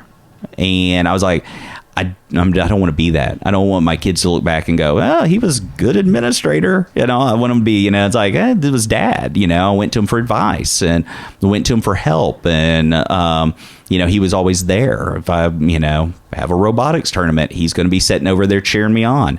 I wanted to be that person. And so we've had a lot of turnover in our administration. And I was about to get my third boss. And when I found out that, I was like, this is a good time to step aside and all.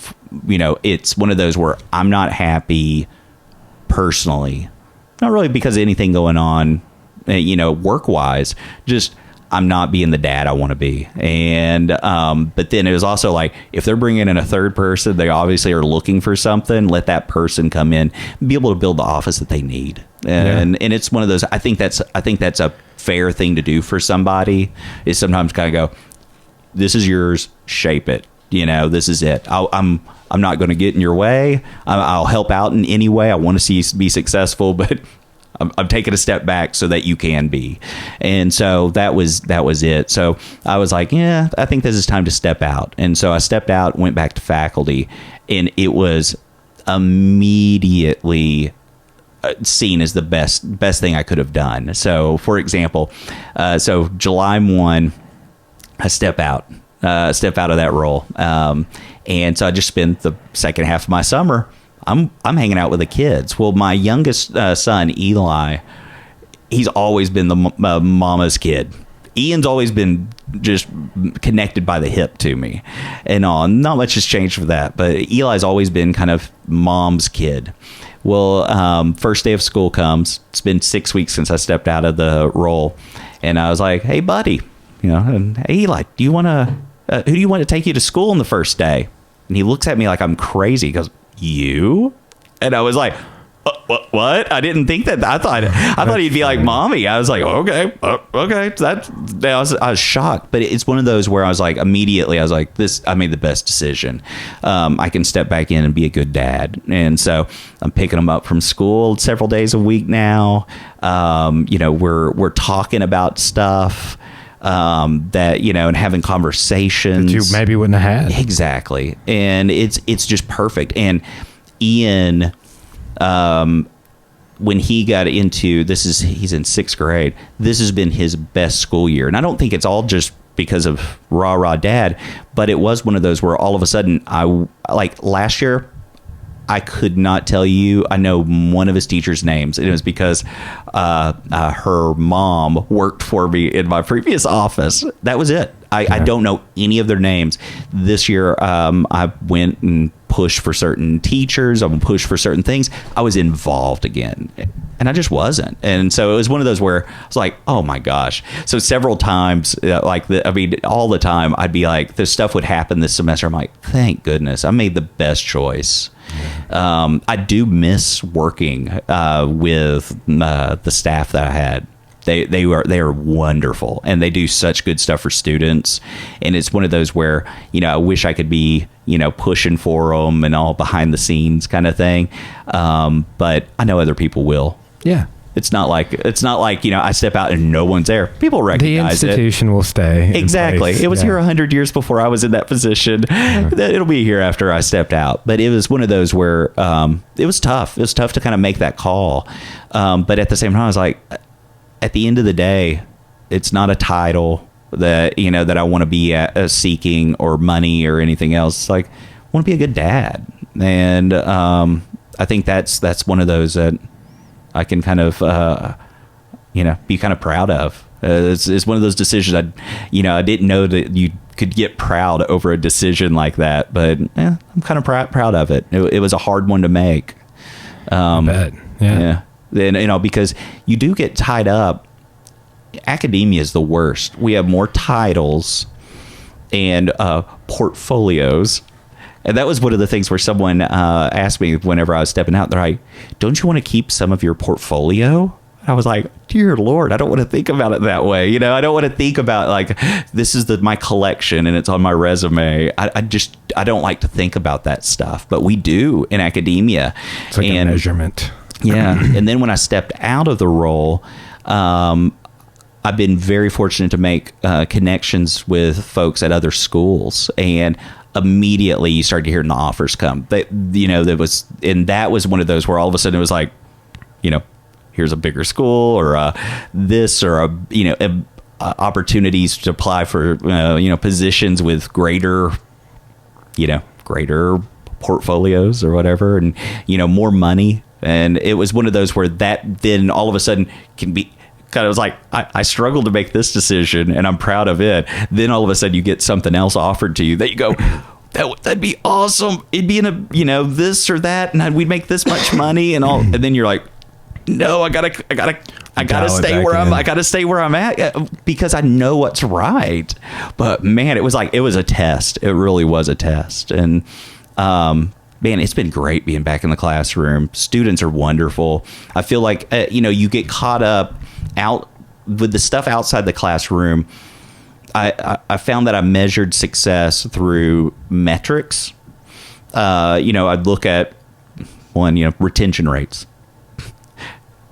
How much is how many sophomores have we kept, and are they making progress, and what are their earned credit hours, and are we increasing this average, and blah, blah, blah, blah, blah. All that stuff. Assessment. And all the assessment stuff where you're just it's just metric after metric after metric, and I could rattle off numbers till for hours and bore everyone to death. But it is one of those where that was what I looked at. The other metric I looked at was just my staff, and kind of like, how are they doing? Are they able to do their job? Are they happy? What are their complaints and concerns? Is it something that I can affect and all? And I think I did a good job with some of the offices. I think some of the others, I wish I could have done more.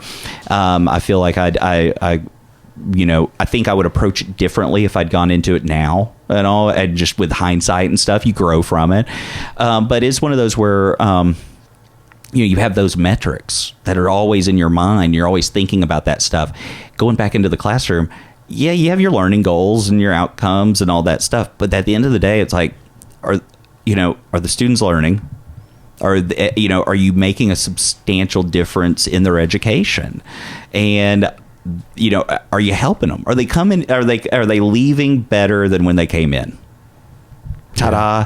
And it was really cool. So, for example, one of my I taught 2 general psych sections this semester as kind of getting back into my feet under me. And one of the things we talked about was therapy.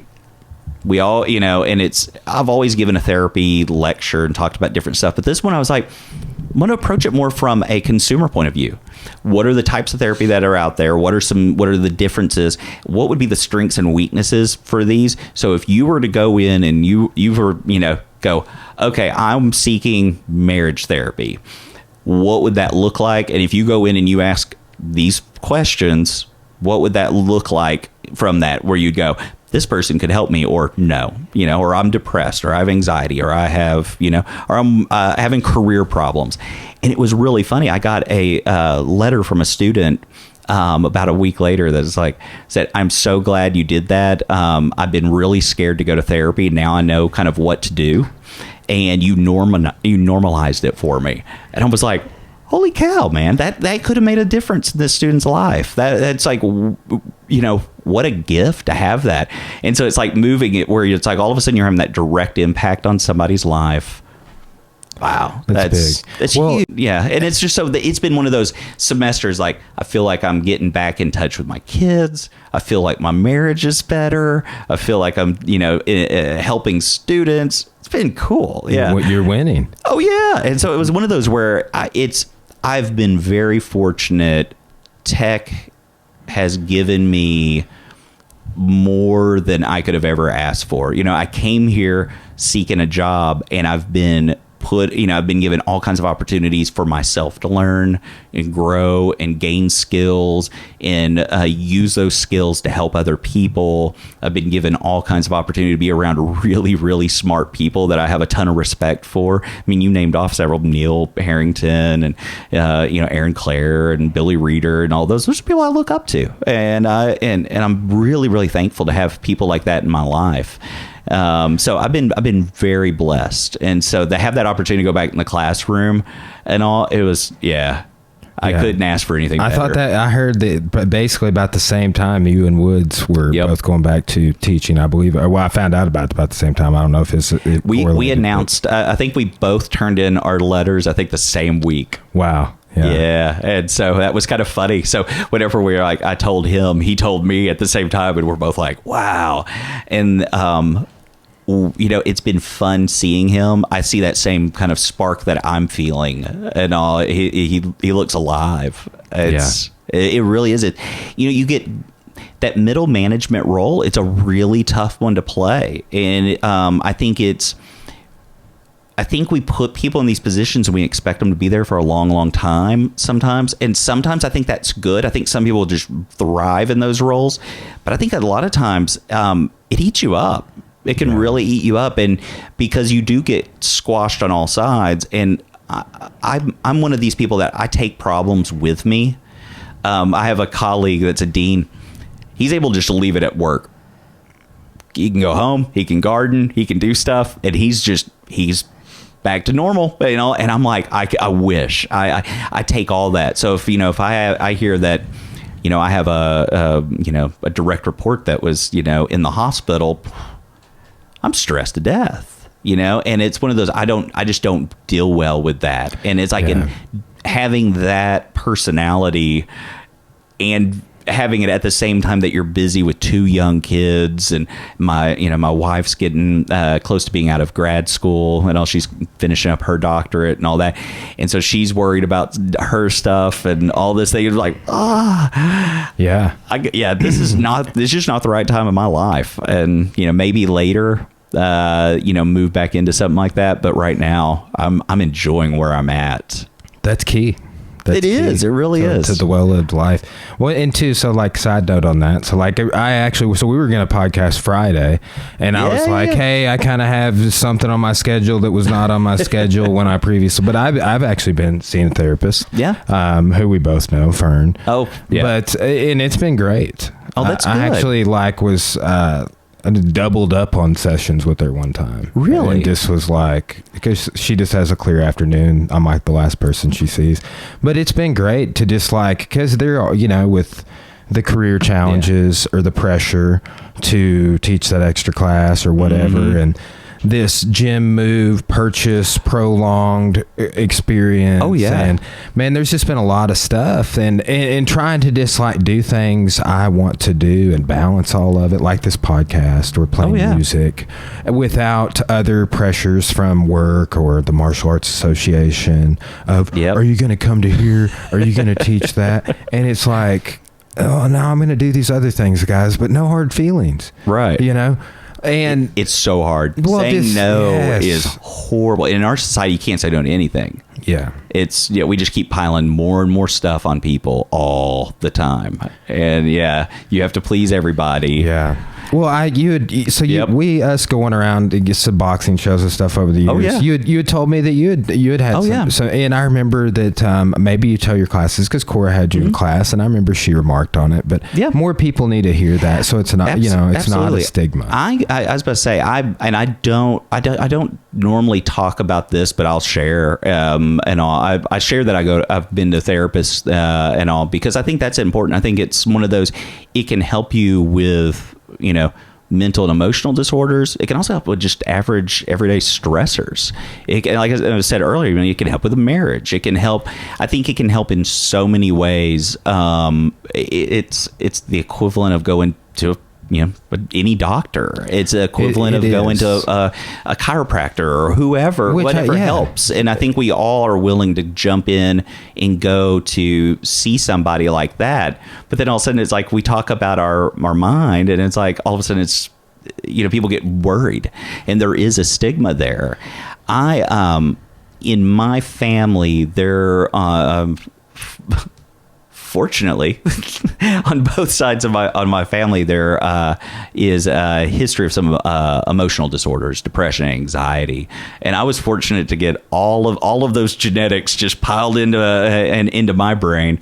And so when I was a teenager, I started having panic attacks and depression, pretty severe. And the first panic attack I had, I thought I was losing my mind. It really was a terrifying thing. I remember where I was at, this was back, pre-internet and pre anything that you could look up. Like nowadays, you could Google and figure it out. WebMD. Yeah. And so all of a sudden I'm at Hastings. And rest in peace. Yeah, I know. Rest in peace. I miss our Hastings. I was at Hastings and I'm looking for something to watch. I was by myself and all of a sudden I felt, it was almost like an out of body experience. I felt like I was watching myself and I felt like I was losing my mind. I was like, if I make it out of here, I'm praise the Lord. Cause I thought I was dying. I thought something was wrong. And from there, depression symptoms and everything else, it was like a snowball where it just got worse and worse and worse. And I'd already had issues with it being young. When I was young, I was lucky. I started having a lot of stomach issues right after that. Throwing up all the time, just all kinds of weird symptoms. And my parents thought like, oh my gosh, he's got cancer or something and all. Meanwhile, I'm unraveling, and so they take me to a doctor. Sends me to a specialist like, we're gonna look at your stomach and all, but I think you're having panic attacks and I think you have depression. And it was like, what? And also he looked me over, but he got me into a therapist and got me some antidepressants and stuff. It was one of those that it took a while. It was meeting with the therapist for a while and other things, but it turned things around. I would not have made it to college if it hadn't been through some of that stuff, because it did work me through a lot of issues.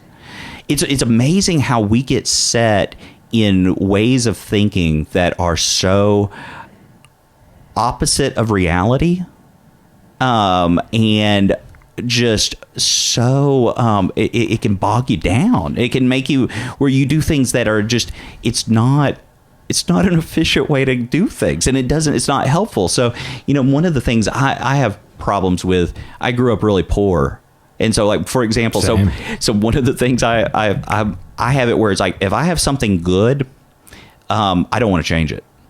And so, for example, like applying for the thing, it was so hard for me to do it because I'm like, what if I do it and it doesn't work out? Like, you can go back to faculty. Yeah, but, I think of all of the reasons because it's like, I have it right now. I don't want to let go of it. It's a weird thing. Or when we were looking for a new house, like, I don't want another house. I got my house. I got, don't make me that. I'm scared to death of making those changes. So those are those things that, it's not an appropriate way to think. And working with a therapist to work through those helps so much. Where, instead of thinking about things that could go wrong, why don't you think about things that go right? Oh, yeah. Why don't I do that? Yeah, it's good to have someone from that outside to reframe it. It's the same thing of like going and exercising and bringing in a personal trainer. And they're like, why are you lifting like that? You're going to hurt your back. Oh, yeah. I thought I was. Why didn't I think of that? Or, I guess I should look in a mirror. And, those are good things to have. So I went through all of that, got out of it. Things kind of went good. Got through grad school, all this stuff. It was after my second child was born. I started having problems where I just found myself moving away from everybody. I was just isolating myself, and I got one of the worst case of depression I could ever imagine. If it ever happens again, I hope it's not even close to that, because it was one of those. I got into a really dark place, and it was one of those. It was one of those things that I knew I'd been through it, but I'd never been through something that severe. And what was weird is I felt like I couldn't reach out to talk to anyone about it, which is the dumbest thing. But at the same time, it was like I almost couldn't do it. And so my wife one day just asked me, it's like, are you okay? No, I'm not. And she's like, are you going to hurt yourself? I'm like, no, I couldn't do that with the kids. She's like, okay, we need to get you help. And I'd reached out to a therapist before when I was having just anxiety stuff. And so I reached out to her and I was like, I need help. Can I come back in? And she did. She brought me back in and started working with me. And it helps. It really did. And it was one of those things I needed. And to this day, it's one of those where I've pulled myself out of that. But I feel like I'm still finding ways to try to overcome. It's amazing how something like that can really transform your life. Yeah. And how hard it is to pull out of it. So the one that I was thinking about the other day, I was like, I've been able to kind of correct a lot of stuff. I'm making connections with people. I'm able to work with my kids. I'm able to do all this stuff, but like exercise, I know I need to do it, but it's one of those where finding the motivation and things like that, where that was something I just did. And I had to start. I own a gym. Yeah. And like I said earlier, like I've had to start, I got a joint membership with Cora at St. Mary's. She already had one, but I just got to go there and do cardio now. And I had to build that into to my wellness plan. And that's what it's like. It's so funny. I've found it where I'm like, I think I'm doing a lot of stuff, but that's the one thing I'm like, okay, I got to get going. I feel, and it's like, because I think that's really the last thing for me, but it's taken a long time.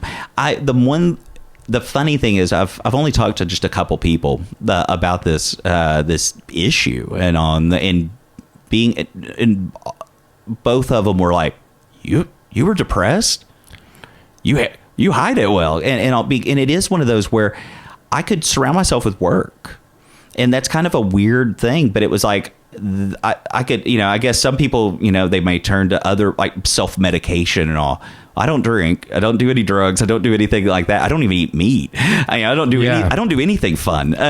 So, but I can work. And so I would just kind of jump in. So I could spend hours on a spreadsheet. It kept me away from everything else. It kept me away from thinking about stuff. And so it was one of those where I kind of turned to work. So I've got a great resume. But it was one of those, what was that coming at the expense of? And this is the first time in my really adult life that over the last few months, I've said no to a lot of stuff. I do too. No. Thanks for coming on the podcast. Yeah. Thanks for saying yes to this. No, absolutely. But it is one of those where I have to say no a lot. And and it's hard. And it's also one of those where it's easy to turn to that. But I know too, where it's like, that could set me back, and for real, that's what I mean, so many similarities with what you're talking about. What's so crazy is like, I did have some anxiety attacks, and the first 6 of them came on in my sleep. Ooh, that's terrifying. Yes. And it's a thing, and it maybe could be related to some sleep apnea, which I'm losing some weight to kind of, I have a couple markers, like the circumference of my neck and like some neck issues, and been seeing a neck specialist, chiropractic care and stuff like that to mitigate. But it's such a weird thing. Like, I've thought about it several times because it's come on in my waking hours a few times as well, and it just like creeps.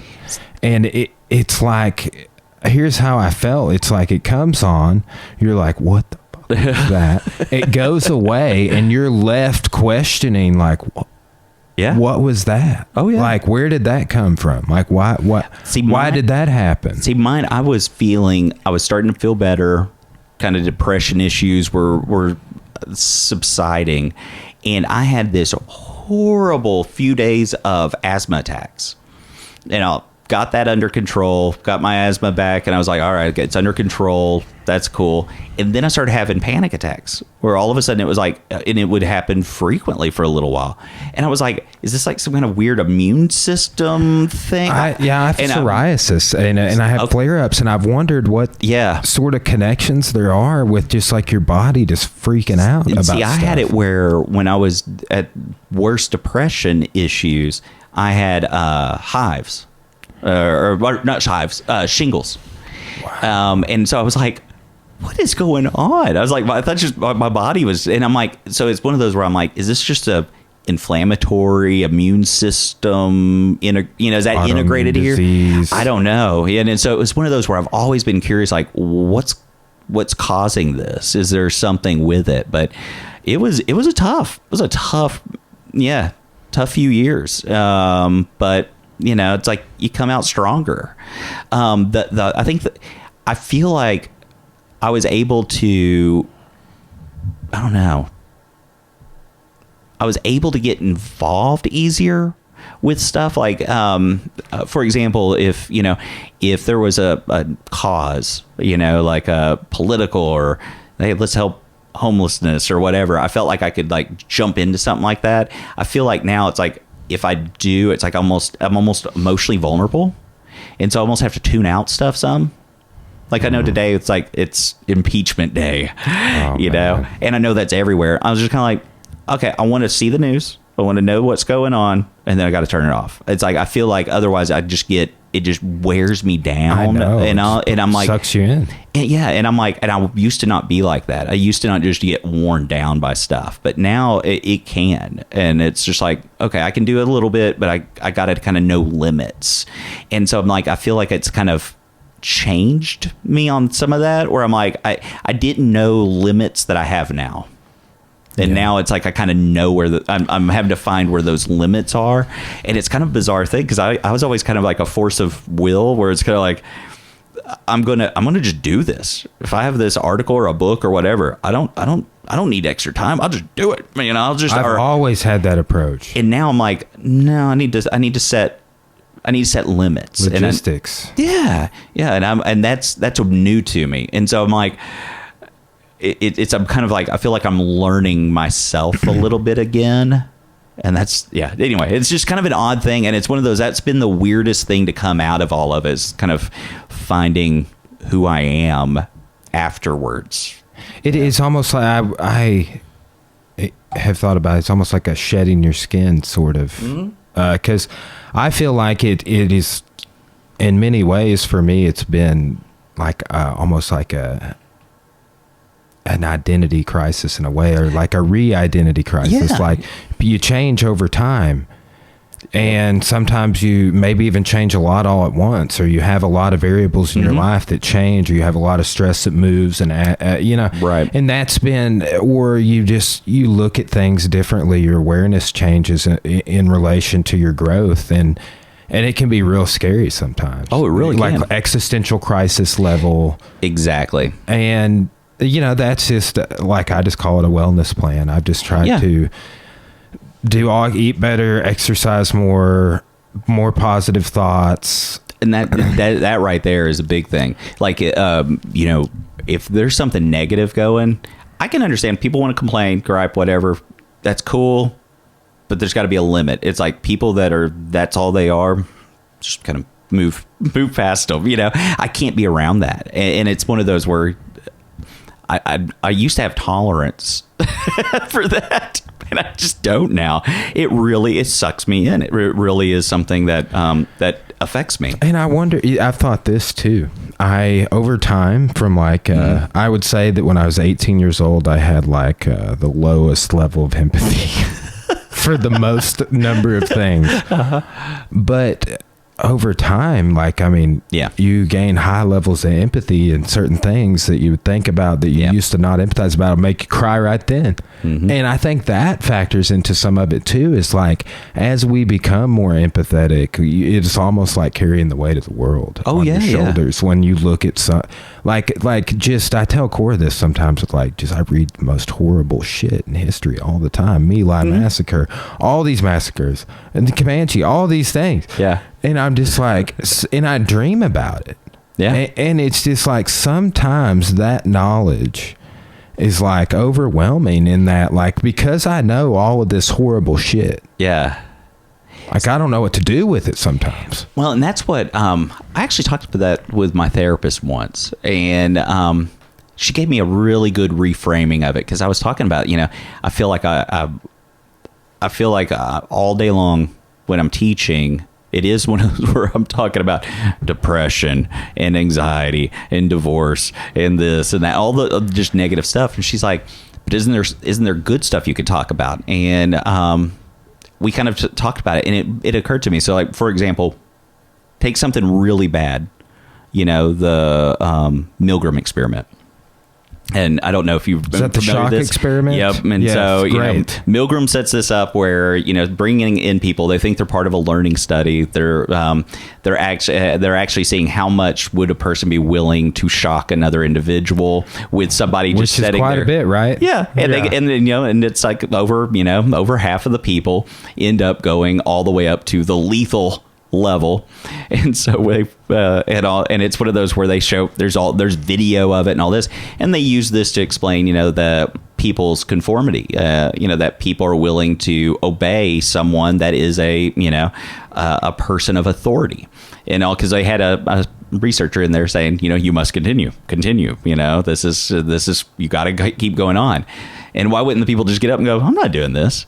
But, one of the things that came about was, it's over half of the people did this. But what about that 40%? We never talk about those 40%. What about the ones that were willing to stand up and all? Those are the people that we usually look at in places of history. So it's like, we have, this horrible genocides and stuff like that. But, like in German history, Holocaust, we focus on that for good reason. But we don't talk about people, and I'm probably mispronouncing the name. Is it Bonhoeffer? He was a priest. I believe he was Methodist.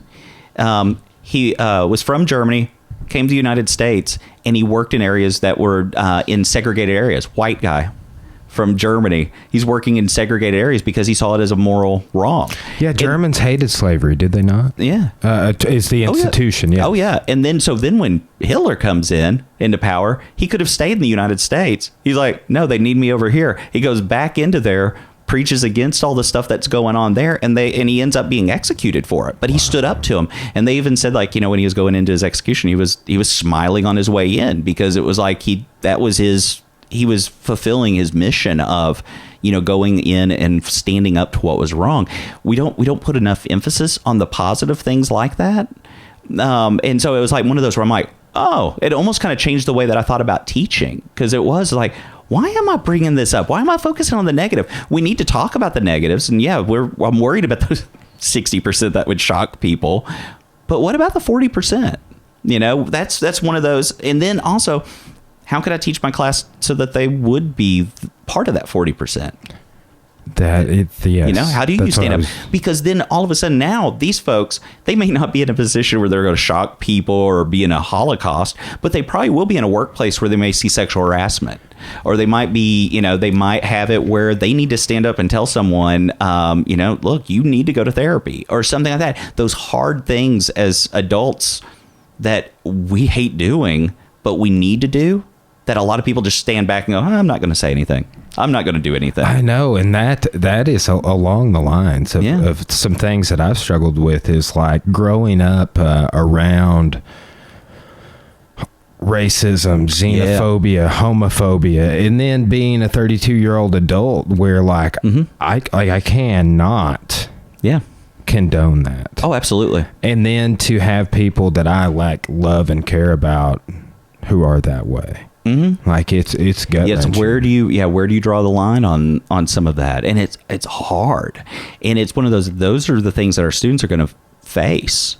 Why don't we teach them how to face some of that? And you know, and it's one of those, they may not face it the same way I do it or you do it, but at least they would have some skills that they could try and they can grow from. And that's kind of the same thing with history. It's kind of, there's some horrible stuff, but focus on some of those stories, and also, even if it's a negative thing, this is the outcome that was produced by it. How do we kind of avoid that in the future? That's my thesis is, you know, hey, let's talk about this so we know, and so we can. Oh yeah, we can. This is the stereotypical history answer: is stop the past from repeating itself through not forgetting what happened. Right. Well, and it's one of those when, you know, it's, you know, like right now, you know, like I said, we're in impeachment day and all, and we are kind of at this weird crossroads moment where, you know, it seems like everything's getting more and more divided and things like that. I think there's a sense that a lot of people would look at this and go, oh, we've never had it this way. And it's like, no, we've had it this way a bunch, you know. I mean, it's one of those where, you know, before Lincoln, it was pretty divided as a country, you know.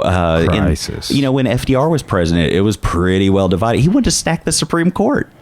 I mean, can you imagine? Can you imagine if Trump said, we're going to go from, you know, 7 or whatever, we're going to make it 12. People would flip out. FDR made that proposal and it flipped everybody out. It's like we've seen stuff like this before. We've overcome it. But I think a lot of people don't have that sense of history of going, no, we've been through it. We can stand up. We can do this and all. And I'm not saying that I don't want to make it political. People can be for or against Trump, whatever. I'm not going to push that on them. I'm far from a political scientist, but it is one of those where we've seen this before. We've seen stuff like this. We've seen, you know, whether he's being, you know, pushed out or whether he's in the right or whatever. Both sides, it's happened before and all. But how do you handle that, and how do you kind of make sense of it? That's stuff they need to know. It's interesting too, because I struggle with this. Like, I just tell people, a lot of people have asked me about this, and I was like, I really don't go past 2001. And they're like, what do you mean? And I'm like, I stopped trying to interpret things that occurred after that date. For the most part, I will commentate on some things and look into them and read about them, but and the internet helps, but it also it can cloud things, you know. I'm saying? So it's, you know, it's one of those where I'm really curious how people will interpret what we're going through. Yeah, me too. We're in a weird time, you know. I mean, right now I could pick up my phone and have face-to-face conversation with anyone around the world.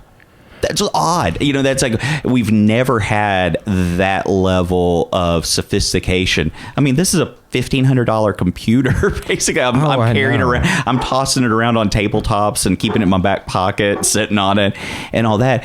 We've changed the world in such a radical way in such a short amount of time. You know, I really am curious what the long-term consequences are.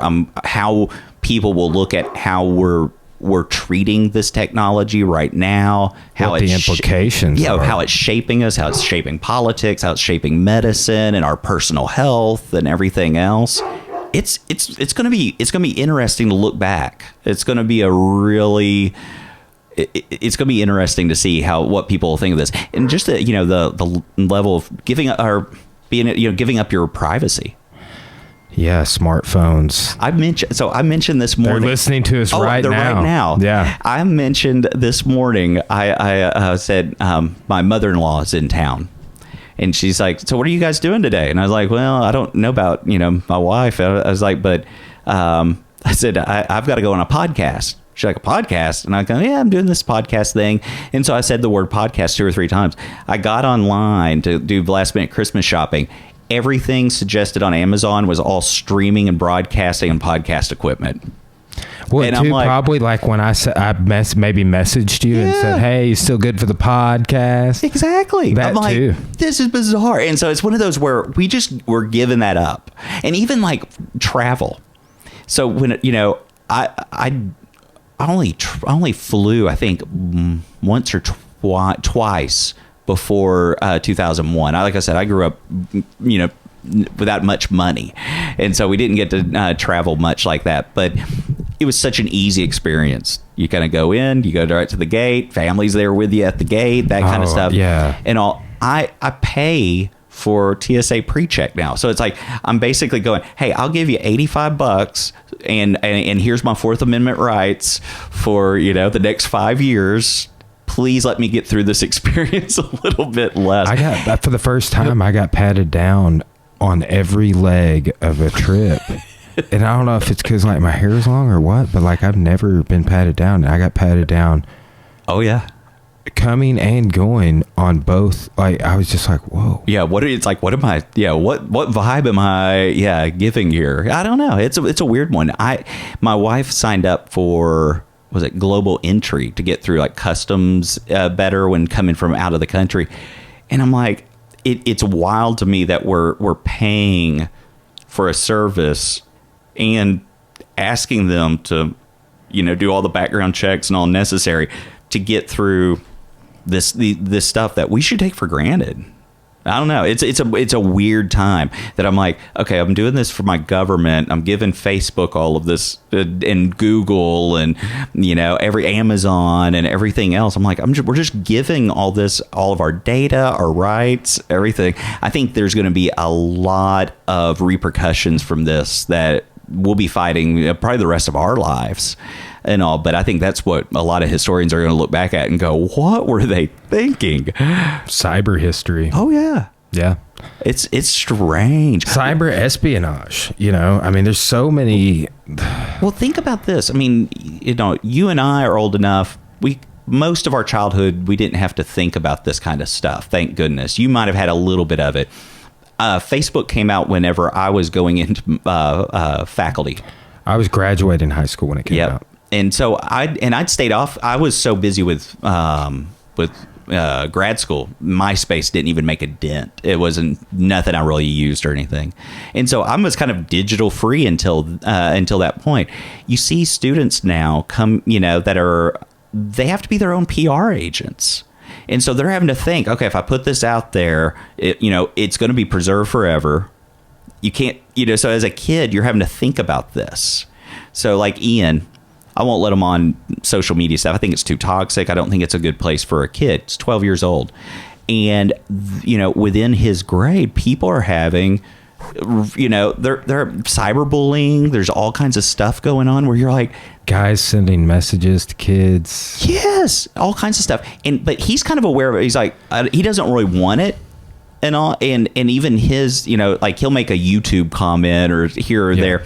but he's very careful about it. And I'm like, the thought that my 12-year-old has to be careful about making a joke online because it might haunt him later on, that's something I would have never thought of as a kid. And I'm so glad. I was a stupid kid, so there's no telling what would be out there. Yeah. Well, like I told you, I mean, it's making a comment like, using gay in a flippant way. If I'd done that as a kid, no one would have known about me learning about, oh, that's not right to say. Oh, I need to be careful about my language. They wouldn't have seen the growth in that, but they could have seen me say stuff that's just abhorrent. And all, and so it's like you have kids that are having to think about those repercussions and long-term things when they're not ready to think about that stuff. And so you see these they're like their own PR agents, and they have to spin stuff in certain way where I gotta put out this vibe that I'm this person, but at the same time it's like I don't want to put off that I'm this, and I don't want to look to this. I don't know. It's complicated. It is. And how do you navigate it? Yeah. That's got to stress you out as parents. Oh, yeah, totally. That to me is the one thing I'm dreading the most. And both kids have talked about, they've grown up in the day of the YouTuber. And so to them, it's like, finding, starting a stream of some kind, whether it's on Twitch and doing gaming or something like that, that's crossed their mind a lot, and I won't let it happen because I'm like, this is one of those that people are cruel. And if you get up there and you're doing something, if you mess up or whatever, people will make fun of you forever. And I'm like, that's horrible. We don't allow growth. We don't allow mistakes. We don't allow people just to be people. And you would hope that people can make mistakes, fall on their face a few times, and grow from it. And we won't allow it. If you fall on your face, you have forever fallen on your face because it's there, in history forever. And so a lot of it's kind of keeping them away from it because it's like, this is gross. And also talking to them about like how toxic a lot of this is, that this isn't normal. It's not normal to act like this, and kind of making it where it's like, yeah, this is Twitter. Instagram, this is gross, stay away from it. And showing them stuff like what women have to go through on there. People just say the grossest, nastiest stuff, and saying, this isn't right, you should never act like this. So that hopefully they'll kind of learn how to be good digital citizens. But at some point they're going to have someone bully them or say something gross or do something, make fun of them and all. And, you hope you train them with enough skills that they know how to navigate that. But it's tough. It's just, it really is. It's, it's a war zone out there for it is online. And I don't know. And then, then you have, it's like, people that are, professional trolls that are like, that are just hunting people to make fun of and bully and all this. And you're like, so it wouldn't be someone from your school even, it's like, at least whenever I was a kid, if I was being picked on, it was someone that I could get away from, or I knew when or where and who they were. There's no escape. There's no escape at all. It might be someone from, who knows where, that just starts making fun of you or starts following you around. And so, yeah, it's rough. We got Ian into a esports tournament. I'm trying to think when it was. Last year, I guess it was. And last few years seem to fly by. So, it was last year. And in it, there were a couple players that have their own YouTube thing, and they go to different conferences and all this, and they're the same age, and they're trying to become, more bigger named YouTube people. And it was bizarre because they were just the whole time like, got to get a selfie, got to get a stream, got to do this, it was like their world, instead of just being a kid, they were like thinking of it as a marketing PR thing. And I was like, I just want you to be a kid. Just be a kid. Don't think about all this stuff. Yeah. It's not going to help you. If anything, it's just going to hurt. Just be a kid. And I don't think we stress that enough to kids, and stay offline. It's not going to help you at all. Do you think that, could you speak to this? Mm-hmm. Like, what do you think about the idea of digital addiction or digital evil? I think it's with. I think one of those things that I think with a lot of the way that online content is delivered, it is made to be addictive. So B.F. Skinner, famous behaviorist, learning psychologist back in the 50s and 60s, he published he was one of these cool guys. He did a lot of research and published tons of research, but he also wrote like how could the research be used in humanity, in society. And so he would write so he'd have a journal article that would come out, but then he'd also write for like Women's Home Journal and like Red Book and stuff. Like here's all the stuff I'm doing with pigeons. Now here's how it could apply to your kids and how you had a parent. And so he would do like both things. He got interviewed towards the end of his career. It was actually by Playboy magazine, just read it for the interviews. And it was in the 1970s, and it's a really good thing. But in it, he talks about. He said, "I have several experiments I won't publish." Because they could be used by the gaming industry, gambling at that point and all that. You could just, and he talked about how easy it is for people to get hooked and all if you have that right stage of reinforcement.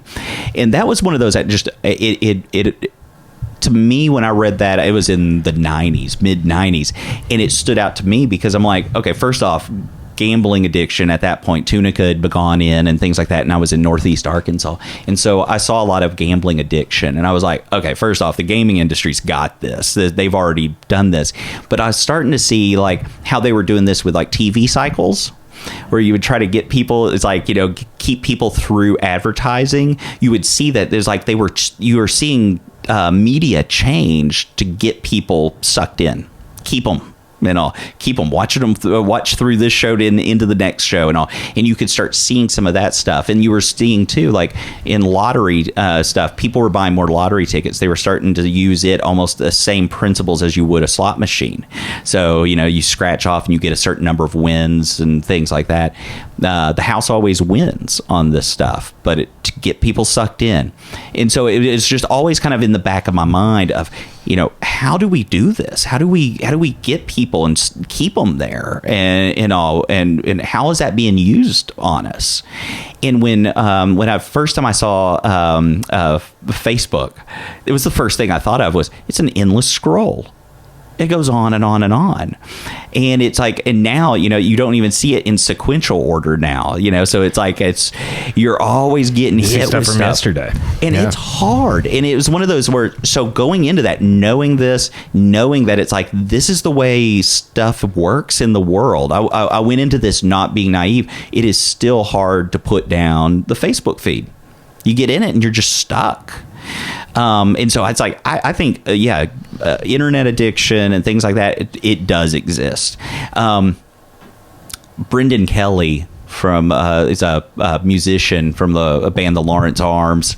He said in an interview once that looking at your phone is the sigh for this generation. So it's like, used to you'd be bored, sitting there, and people would immediately kind of, oh, hey, I'll talk to that guy. They're bored and all. Now it's like, I'm bored. Look at my phone. Well, no one's going to approach you when you're looking at your phone because it might be something serious, So it's like we've isolated ourselves. We're stuck with it. Anytime you're bored, it's like I can have this instant dopamine hit of getting new information and all, and it's not healthy. It's not healthy at all. And it is one of those that you struggle with your kids because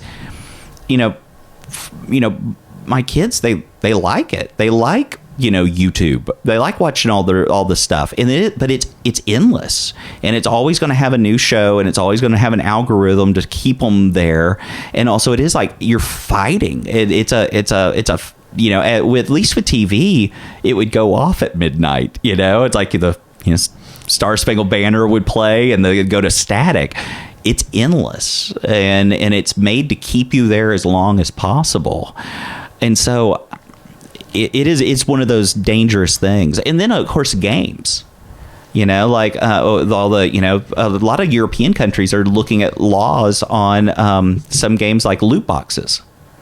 It's like get rid of the loot boxes that in some of the games, because that's an addictive cycle where I got to get, if I just get this one, I might get this perk, I might get this skin, I might get this whatever. I need to do this. You see people spending hundreds and thousands of dollars based off on loot boxes, and it's like, these aren't even real. This isn't real. It's never going to impact your life. But I've done that, mess with was it Clash of Clans or one of those stupid games. Cora did the Harry Potter game. Oh yeah, you get hooked on it where you're like, oh man, I gotta get this next one. And and it's like, it's only a couple bucks. Well, that adds up, and it is buying apps or whatever. Yep. That could know. Oh yeah. And so it is one of those where I think that is dangerous. I really do. And it's one of those where I would love to see if there was going to be any kind of, standards and things like that set on an industry. I think that would be it. But unfortunately, I don't think there's many politicians that are smart enough to do it. I mean, you look at our average politician. I mean, it was a huge, big win to have Alexandria Ocasio or Cortez or whatever. AOC. Yeah, Cortez. She was it's one of those where to me it was like, oh my God, someone young.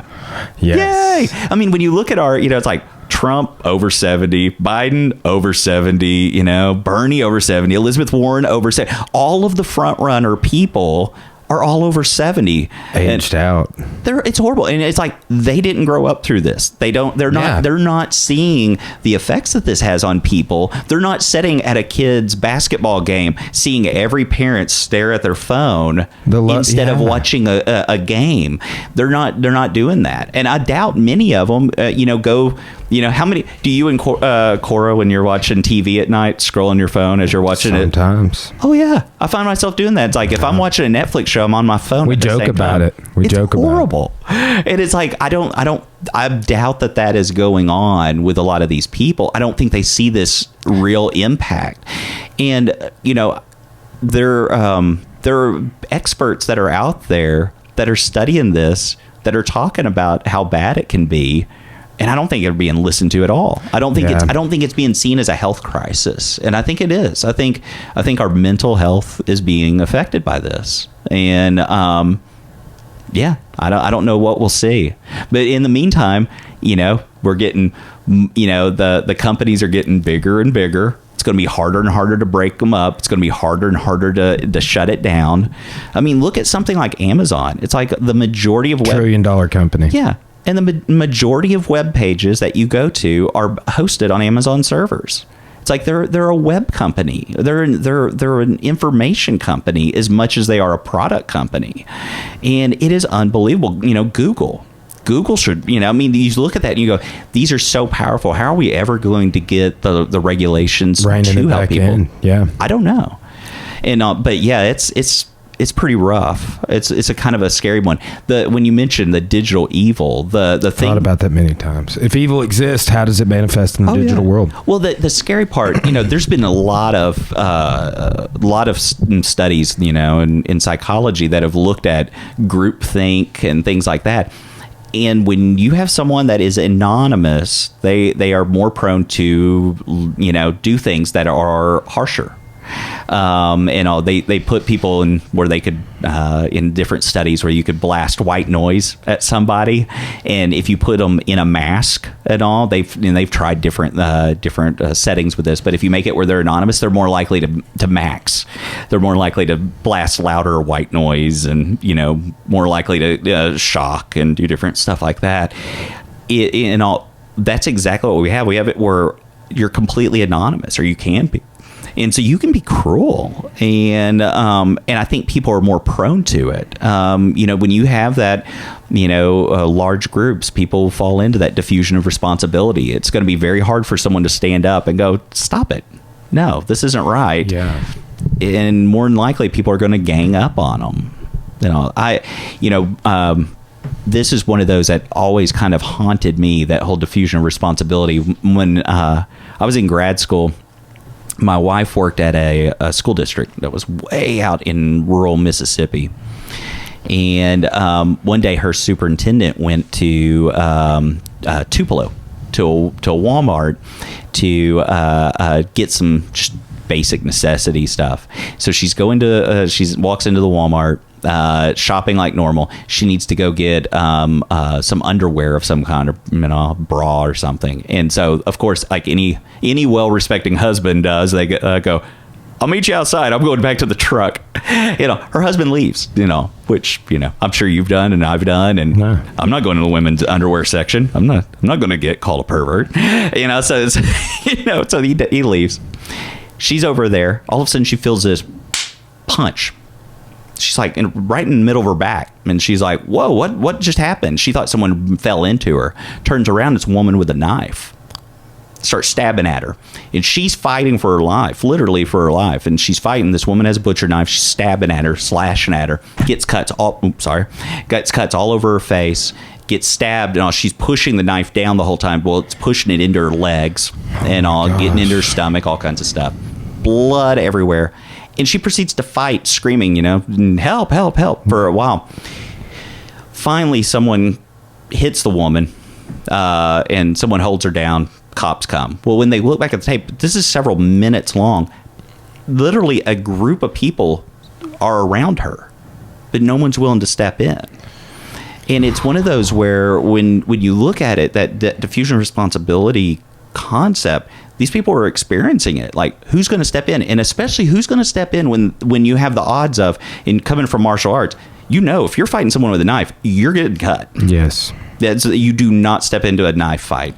And it's one of those where this is before everybody carried guns and open carry and this and that and all. And so it was one of those where all of a sudden it's like, I can't do anything. I'm stepping back.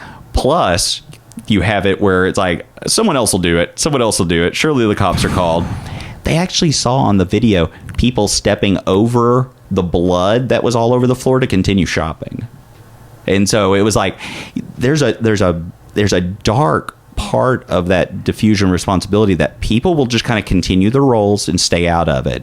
And when you have that where, now with all of the, what is it, cancel culture and people, just the trolls and the different stuff, you have a group of people start responding. People are going to kind of go in line, and it's going to be really hard for someone to step up because it may not be coming at you with a knife, but people might, if you stand up and say, hey, stop, this is ridiculous. Can you ban these folks on your page or whatever?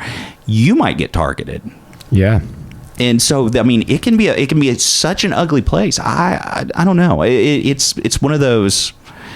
I don't know what the fix is other than just staying off of it. Yeah. I don't know. Yeah, it's everywhere. It's horrible. Yeah. I mean, your smart TVs, and it's disguised so often as convenience, like, oh yeah, like and upgrade to this, and you just, it's an ongoing cycle. Oh yeah. And at the same time, it's so cool. It's like, I'm sorry, I got the new iPhone. It's awesome. And it's like, so you have it where it's like both sides. Where it is the coolest thing you can have. If I in the mid 90s, if you told me I would have this in my pocket, I would be so excited. And I still am. It is amazing to have it. And several years ago, I was named as a Apple Distinguished Educator, and I got to go to like some trainings and stuff. And I got to work with people that are using this technology in the classroom in all these inventive ways. And it's really incredible. And it's a neat thing to see. I've seen my kids use technology in ways that I think is helping them educationally. I think it's helping society. But man, at the same time, there's some dark sides to it that I don't know how to fix it. And it's troublesome on a lot of different ways. Well, and maybe this the navigating these complexities is got to be creating a lot of these other things we talked about, like digital anxieties, digital just the overwhelming amount of, like you said, like getting that high from just like, I've noticed it too. Just like, I need to put my phone down, and then, you're a couple seconds later, you pick it back up. Have you ever got off the app and then go right immediately to the app? And you're like, I'm a goldfish. That's exactly. I'm the same way. It's like, what in the world are we doing? Crazy, man. Yeah. Yeah. And too, it's weird too. Like I get caught in making the justification. Well, it's for my business. If you've mastered the sticky cup or coaster. But it's, I use it for my business. Oh, this like, well, it's a business. This is a business expense. Oh yeah. Okay? It's tax deductible. I've gotten like 10 text messages for the business since we've been podcast, and you make all these justifications and it's not going anywhere. No. So and that's why I think it is beneficial to have these conversations. Like I notice this with like the therapy. It's like it gets things that I would normally like in my mind just like stoically sit on. Exactly. Out into the narrative of my life, and then I notice myself because I opened up about them, that I can talk about them in my normal exchanges with Cora or just like with my friends of like, yeah, I think I've been doing this, or I think, I hadn't thought about this in a long time, and maybe this is something I gotta, get past. Absolutely. I gotta unpack this trauma and deal with it. Because, just that, like, and that's a part of the culture of like somebody said the other day, like, man up.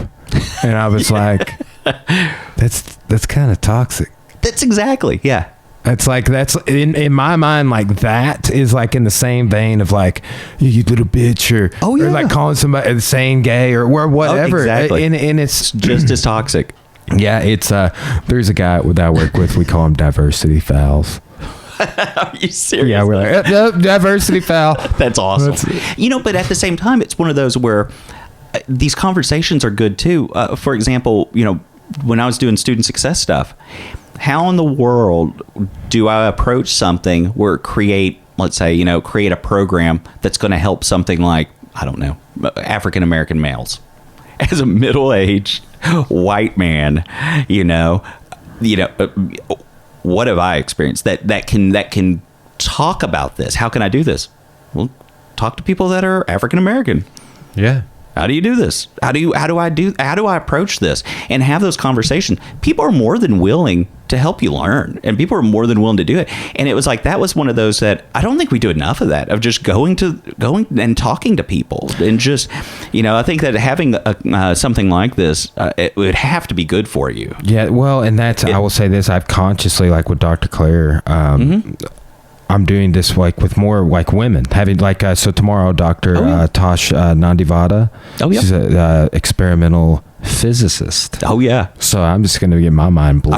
I heard she's amazing. Oh, everybody, all the students that I've talked to love her. Yep. And I'm very excited about it. But then when I have Erin Claire, I've got a couple other, but just like I want to sit down with like how stereotypical is it for men not to talk to women? Oh, totally.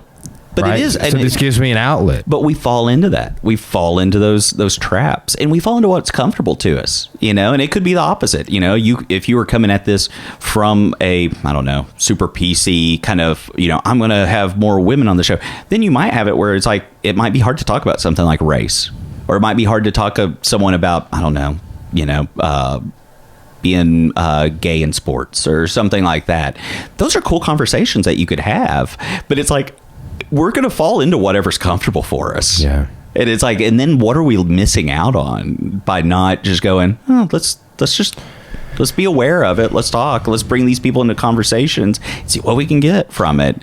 Well, it's so interesting too, like how, like the guest I have on the podcast, like, well, I mean, Dr. Nandivada, for example, she was like, yeah, that sounds great. And then people get to thinking about it and they're like, what are we going to talk about? Yep. And it's like us, we've had no shortage of material, and I was like, well, I want to talk about physics. Yeah. I was like, I have these general, I teach a chapter on the scientific revolution. I do so too, and this and that. And I would like to talk about these things, gravity, and just how our views over or maybe changing again. And she was like, oh, yeah, no problem. Well, I can talk physics all day long, but she heard Dr. Huss and Dr. Woods on here and was like, they did such a great job. But how often do we almost suffer from an imposter syndrome? Oh, in academia, I think almost everybody's going through that. And it's really funny, the number of times I've talked to someone and go, man, I tried this and I thought of you. You thought of me? What? Because you do this so well. I do. It's like, I think a lot of us go through that where it's like, all these other people are smart. Back to the identity thing. I don't know how I'm here. Yeah, it is. I know I go through it all the time. And it's funny when I talk to students about it because all of them go, "You're going through that? I thought that was just me." No, all of us. It's really hard. I tell people this too. Like somebody said something about like their dream job, and I was like, I just told them, I was like, yeah, I suffer just as much as you do. Mm-hmm. Like it's like sometimes people think that because you do, what you like to do, or that you are not experiencing a similar set of conditions that they are. I mean, everybody's different. Everybody's experiences are different, perceptions, but. It's like, I go through the same, like, oh man, work's stressing me out, but I love what I do. Like, I'm not exempt from going, like, torturing myself about it just because I love it. Yeah. So it's been, and honestly, that's to me a little bit more perplexing as if I can't really say I've done things I didn't really enjoy doing before, but like, that's more perplexing existentially. Like, oh yeah, I do all shit that I love to do, just like almost exclusively, and still struggle, right? And see, that's my thing. I'm like, I've been really blessed to have a life that it's all fun. I mean, especially as a faculty member, I'm studying stuff that I think is fun. I'm talking about stuff that's fun. I enjoy being around students. I enjoy learning from them. There's nothing here. I do hate grading. I will take that. That's what they pay me for. All the other stuff I do for free. At least you guys have student workers, man. Yeah, right? Man, I can't do it. I can't use student workers for grading. I could see. I always resented that. Only one professor ever made me grade, and I had them give one test this time, and it was because one of them I was going to be out of town. One class was out of town, and one of them I was doing I had to do an online something, and so it was like one of those where I was like, okay, I'll do that, but I even felt bad there. I just feel it's hard for me to use it because I know how much students are putting money out there, that I feel like I'm like, okay, I need to do this now. That's me. Yeah. I don't do look when I do exams and Blackboard. Online classes. Yeah. In class, I try to keep it all in class if possible, and I don't want them doing too much of outside class. I don't know. It's I've been doing more assessment in Blackboard, but I still do a fair amount of in class. I try to balance it out to kind of like encourage attendance, but they are being more encouraging of us integrating Blackboard into the face-to-face class more, but just because they want us utilizing technology more. Yep. So it's one of those where, our population of students, most of them work.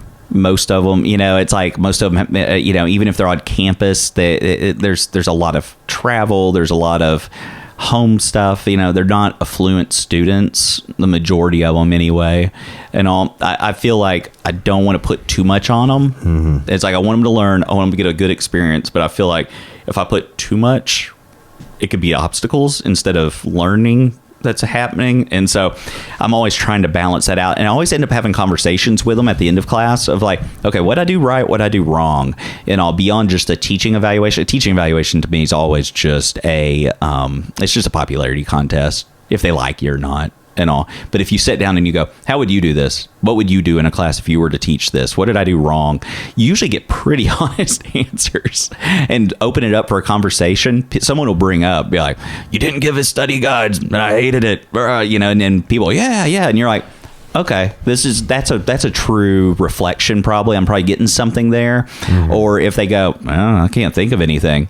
Okay, that's cool. Okay, I probably hit a lot of people on that. I probably need to keep some of this is the same here and then look at assessment and other stuff to make sure I'm hitting my learning outcomes and all. But learning outcomes are important. It is. Well, it's and I have to follow them too. I mean, I do. Yeah, well, it's one of those where our areas, it could easily turn into this. I could get up there and talk to them for a semester.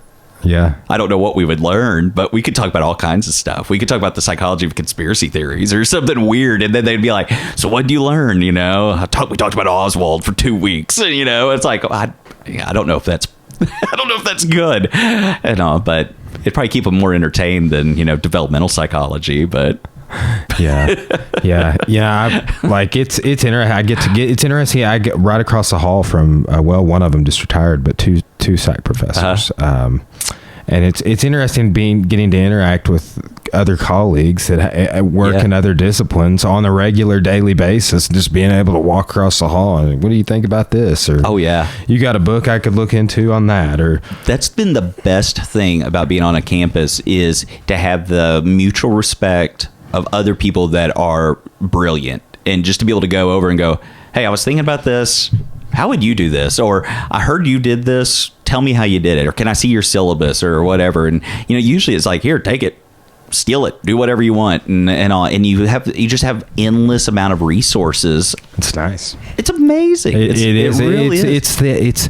It's almost like being a student. Like that's, I still miss being a student for along these same lines of reasons of like, you're in that learning environment. Mm-hmm. And it's weird that you're given the test now. Yeah. But you're in that environment. You're immersed into learning. Yeah. And it's one of those where at the same time, to me, I think teaching is one of those things you can be great at. You can be just absolutely brilliant. And I think we've both had people like that. But I don't think you can ever perfect it. And so you're always learning. And so you always got to be approaching it from that eye of, what can I do better? And how did I change this? What can I do? That didn't work. What did I, and you can have that self-reflective piece that makes you that permanent student. That's just, to me, I love that. Yeah, I actually look forward to tweaks. Yeah. Like, I'm going to do this different next time. Oh, yeah. And I was like, 3/4 of the way in my class this time. And I was like, there were things I was like, why did I do it this way? I need to do it. But, and I'm like, that's a good thing to have. And I've found that, just a lot of it being super honest with students and talking to them about that and telling them that, they're going to have a voice in how the next people are going to experience this. Just like they had an experience for how they changed it for you. It makes it, I think it gives them a little bit of empowerment. I should integrate, because I do a pre and post test, like of just general knowledge of like, what do you know about Arkansas before you took the class? Like, what's our population? What's our state? That's like, good, yeah. But it allows me to do some stats and stuff, but that's interesting to do, like almost like your own little eval. Yeah, and ask them, what are the 3 things you're going to take away from this class? How are you going to use this in the future? You'll be shocked at some of the answers. Mine, like I said, several people talked about therapy, and I was shocked by that because it was one lecture. I didn't think it would hit that many people. The number of people that were like, I know how to do this. Okay, that's cool. But then other things, talking about conformity, talking about different things that I was like, this was not a big part of the class, and they're walking out with this. It's impressionable, yeah. That's cool. That's good data, too. Oh, yeah. Yeah, and it's one of those, too, where you're like, okay, I probably need to keep that. I wanted, because like the therapy thing, I was thinking, I wasn't happy with it. I was like, I need to do more with this. Well, the number of people that we're talking about, I'm like, maybe I gave enough. Maybe I did a good job. It's like you're always gonna learn from stuff like that. Yeah, I'm definitely gonna integrate like a post, because I do that. Well, yeah, that's a great idea. Like I said, the student evals, it's gonna be students that were angry, students that love you, and you're gonna have those two. And so you're gonna have either those hateful comments of "this was horrible, so unfair, I can't learn this way," exactly, or the ones that are like, "Wonderful, give this guy a raise," and you're like, what do you do with either of those when you talk about it in terms of topics? How would you do this? How would whatever? And take away that anonymity where it's like all of a sudden you're gonna get just people just flaming, throwing pitchforks at you. Then you could kind of see something. And, I'm sure it's going to be, some people that were angry or didn't like this or that might not make it as, heartfelt as they do on an evaluation. Just give you something, I think, that just, you can ask those questions in a lot better ways than a teaching eval. Yeah, for real. We complain, like there's complaints about the evals all the time. Oh, yeah. In my neck of the woods. So. Well, and then also, studies have shown, now, you and I, we don't have to think about it, but it's as much. It's like, but it seems like women do worse on evaluations. They're given worse evaluations. People that are foreign nationals get, I can't understand and I can't do this. And so you look at like the data out there on evaluations. It favors us old white men quite a bit, and so it's one of those. When you look at it that way, you're like, okay, there's already a huge bias here. Let's dig. Let's get more of a conversation going, and from there, I think that's. I've talked to Corey about this. I want to put a comments box at the gym. Corey's like, no, and I'm just like, well, give us like we would know some things. Yeah, but it's it's hard. It really is, and it's one of those where. It depends where you're coming from with it. If you're, you guys are so tied to the gym. If you think you can look at it and be reflective, it'd be awesome. We could make some improvements. But there might be the risk of, you've put, like I said, you started off in the back of a gym, driving all over the state to learn stuff. Like you've put literally blood, sweat, and tears into this, a lot of all of that. And then for someone to be like, you don't have any Coca-Cola in the fridge. Yes. You'd want to strangle them. And so it's like, if you can separate it where you don't want to just absolutely kill the person, it's good. And there's probably going to be those times when you're teaching too, where it is not the right time in your life to look at those comments. And so for that, it might be one of those times where you go, I'm going to look at this when I'm in a better place. Yeah. Next semester, it would be a lot easier, or after Christmas break, or after a good night's sleep, or whatever it is. If you've got to be at that right point. And so sometimes I'm like, I don't know if it's good to have that out there. Yeah. I don't know. And, you made my kid run today. How dare you? It's like this part of being healthy. Well, yeah. You're going to have those things. And I don't know if. So it's like, I don't know. To me, that is the hardest thing. I hate getting critiqued. It is difficult because it shakes you. To the core usually. Oh, totally. And so it's like, you got to be in that good spot, and you got to be where you want to hear it. And then once you put it out there, you can't take it back. Like, I'm ripping the comments box off. It's like, that's brutal. I saw one in St. Mary's today, and I was thinking about it again. Like, I was just like, well, they have one, but it's some different gyms. It's an idea I got from somebody else. But it would be. It's one of those where I think assessment's always good, but you gotta. It's like, what are you going to be getting from it? Because a lot of it, some of the stuff you're doing is wonderful, and you probably need to hear that. Yeah, because you're probably thinking, man, having this class 3 times a day, am I doing this right? Am I scheduling this right? If you hear from a bunch of people that are going, man, this is awesome, this is life-changing, cool, all right, you could keep up that schedule. And we've tried to poll the members a lot on things, and it's, and I don't think systemically we have a bunch of flaws, but we do want to do better. That's like the whole thing behind the move is to just do better, to offer a better service, to have more standing room, more parking, less liability in the parking lot, and so on. But speaking of assessment, I think I gotta go do and very soon testing is today. Oh, very good. And the amount of kids we have testing, man. I don't know how you do it. Sitting in there on some of those testing days is just... Well, I hope... Well, and these are the things feedback would be great about. But on the kids' testings now, like Cora is doing, we do them during class time. So it's like 5 to 7. So testing at 4, then white belts at 4:45, then yellow and orange belts at 5:30. Oh, that's that way good. You don't... Yeah, man, just hey, little Johnny's done, but they're going to sit for an hour and a half. And I've seen that with Ian sometimes where you're like, okay, how long is this going to be? Well, it's hard.